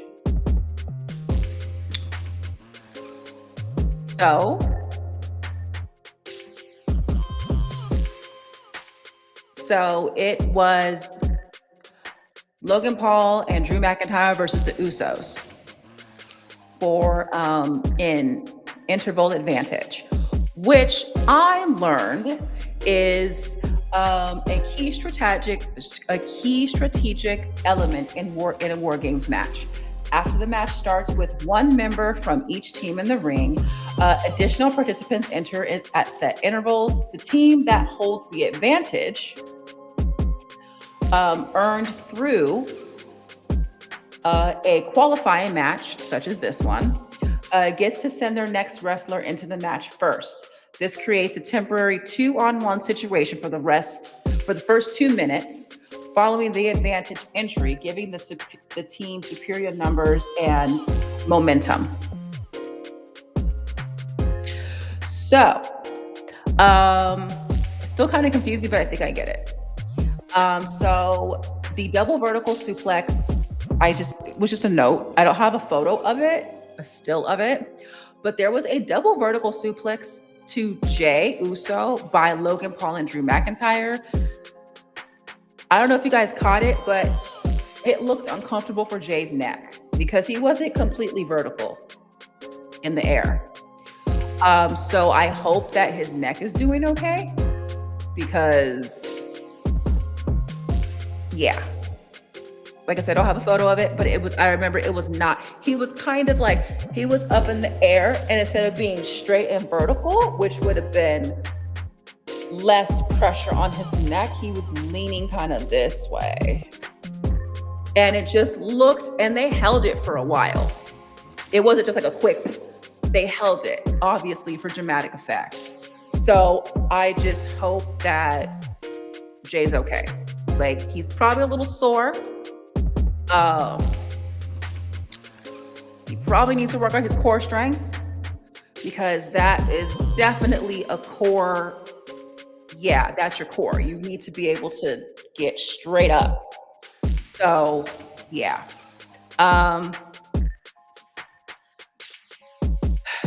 So I just kind of want to put that out there. I noticed it. And then Cody and the Astigmatism, aka the Vision, come out to interfere. But in all of that, Logan gets the pin on Jimmy, giving the Vision the interval advantage. So, Cody, remember how we put a pin in Cody, like earlier when I was saying that like Cody could turn heel and we still don't know what's going on with Jacob Fatu. And then Roman trying to protect his family. I mean, I know the Astigmatism came out and they interfered. And I forgot if it was the Vision that came out first, or I think it was the Vision that came out first, and then Cody. I mean, one could argue that Cody was just trying to defend, but another could argue, which I will say, that it could have been like a planned, like it was a planned, like trying to make them lose. but not make it look like you're trying to make them lose. So it was basically like this was the night of interferences gone wrong because that also kind of happened with JD McDonough and Finn Balor. But yeah, that's basically what happened. Now after all that, oh, this was the second highlight of the night. So all that happens, and this was just the cherry on top.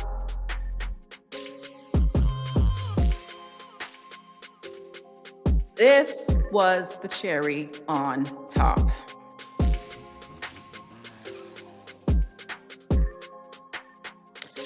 So I don't know what I don't know what Brock was thinking.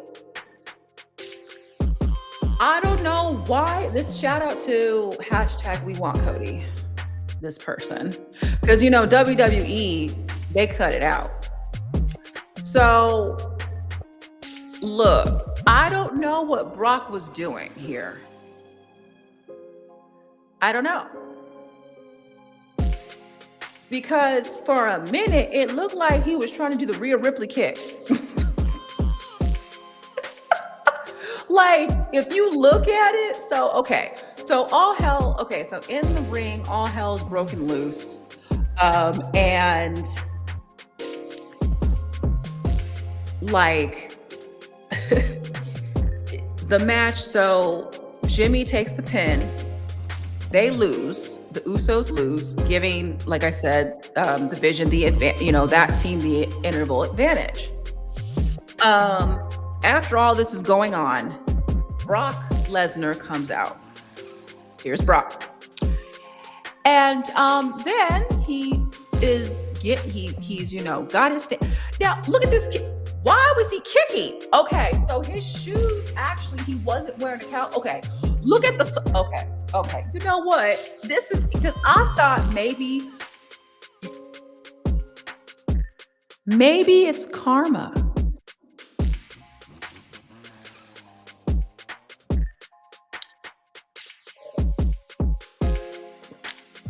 I was thinking that during the watch along, but I didn't say it. And now that I'm looking, because I thought he had his cowboy boots on, because usually he'd be having his cowboy boots. Like I know the last time he fell and he split his pants, I think he had the cowboy boots on. This time, look at the soles.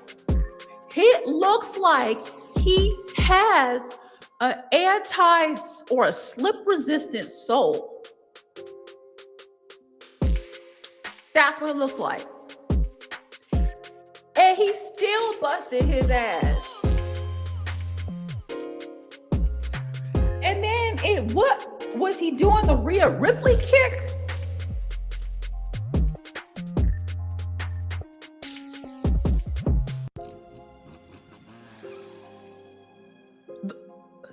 Look at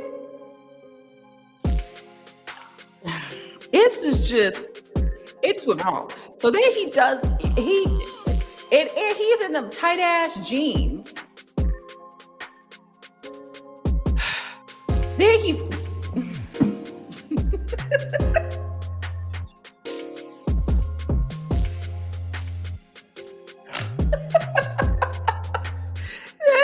busts his ass. He still busts his ass. You know what it is? His ass is too top heavy. He big, but his legs ain't. Yeah, his leg strength obviously isn't there. Or like I said, karma. Probably a little bit of both. Brock Lesnar really hit us with here comes the pain and then here comes the floor. Gravity stayed undefeated, right? Oh my God. Well, he still brought the pain on himself. He didn't bring any pain to anyone else but himself. Like, oh my God. Yeah, and he did. And then look at Paul Heyman. So I was like, oh shit. And then what I thought was funny was the pyro.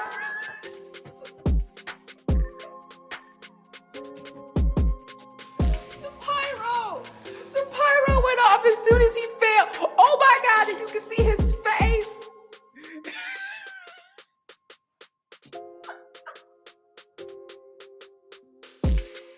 Oh my God. Oh my God. Okay. Okay.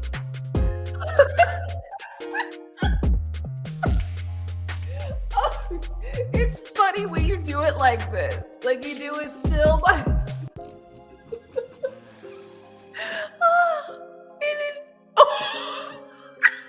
and it says beast incarnate as he's somersaulting like a baby. Like a baby somersault.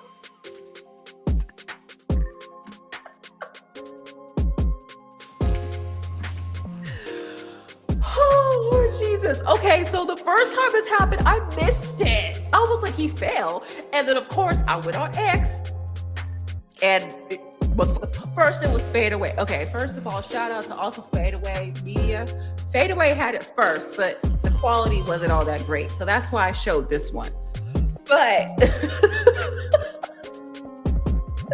oh, Lord.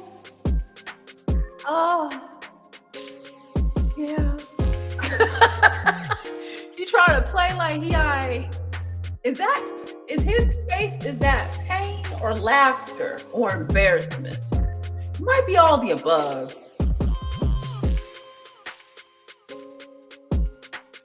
Hey, you can see Braun Breaker looking too. Oh Lord. Oh Lord. And then I guess, yeah, he's laughing. I think he's trying to keep Braun from yeah, okay. Yeah. Well, he handled it well. He handled it well as he could. And then, of course, here, WWE, they cut that shit out. They cut it. He did this. They just said, oh, yeah, they just cut it out. Duh. They just cut it out. Y'all ain't slick. Oh, Lord. Oh, yeah, I think I even commented. I commented on this too, like. And then I was like, damn, they had already. They were quick with the shit. Fucking bodyslam.net. Were y'all there? Was bodyslam.net live? Because they had that article quick. I'm like, damn.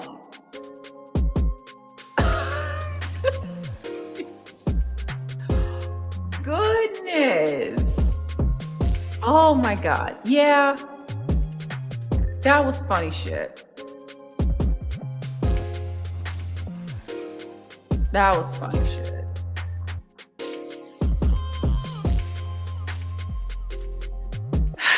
Yeah. I feel like it's karma, y'all. I didn't say anything. I'm saying it now. I feel like it's karma. Because I didn't realize the motherfucker had I don't know who this is or what. I don't really get the reference. I guess Lloyd.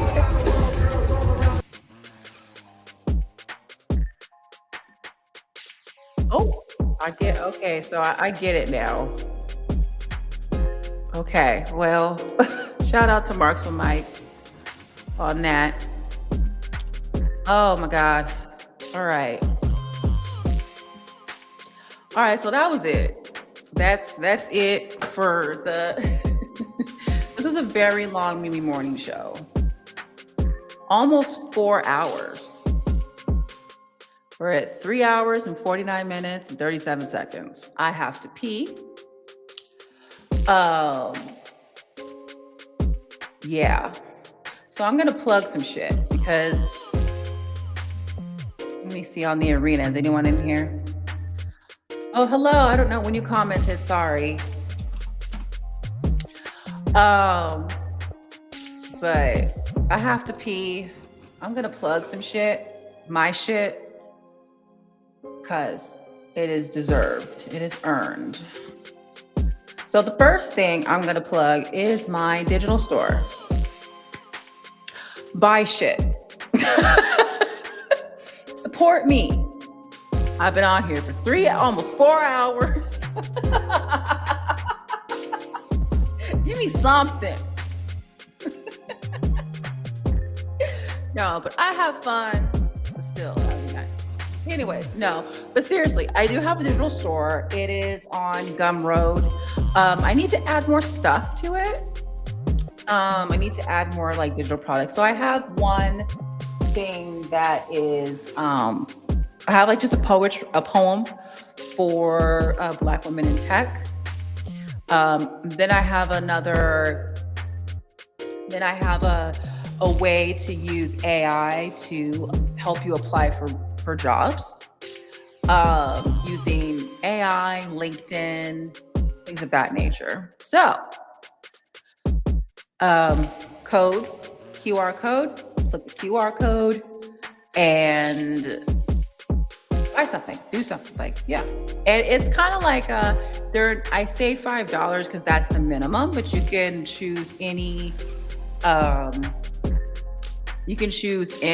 like amount that you want to do.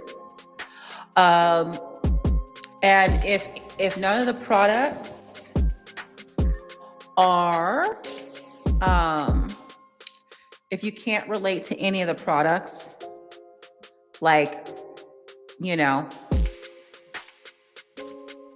can't relate to any of the products, you don't have use for, you're just like, no, it's not my steez, that's fine. I do have here is my page on X. I have a tip logo right here. You can send a tip. You can actually click that and you can send me a tip through my Cash App. Also follow me on X. I understand that holiday season, it's been a tough year, things of that nature. Maybe you're like, Mimi, girl, I can't give you no money. Fine. That is perfectly fine. Then make sure to just follow me. Because as I mentioned earlier, following, engagement and things of that nature, that is also still a return on investment, a return on, energy investment, energetic investment, and monetary investment. So it's still a return. It's still an ROI, still return on investment. So, and even just watching and commenting and engaging with my content is a return on investment. So greatly appreciated. Thank you to everyone who came in. Make sure to follow me on X, Evelyn Mimi J. My profile is right there. But I'm Hey Mimi J on TikTok. Also be sure to follow Culture Clash Network, as well as our partners, which are W Energy and Tacos and Tequila. I have codes, affiliate link codes, like where you can get discounts off of Restream. So if you want to try Restream yourself for live streaming or podcasting, you can get, I believe, $10 off a paid plan, and that's pinned. And that's in the comments, either whether you're watching on X, it's in the comments. If you're on YouTube, it is pinned. And if you're on Arena, it's in the comments. And then if you order Dubby using my code Evelyn Mimi J, you can get 10% off of your order of Dubby Energy. Also, make sure that you follow my podcast, Tasty Talks Pod on X, and you can listen to it on Spotify, Apple, and YouTube. And also Amazon.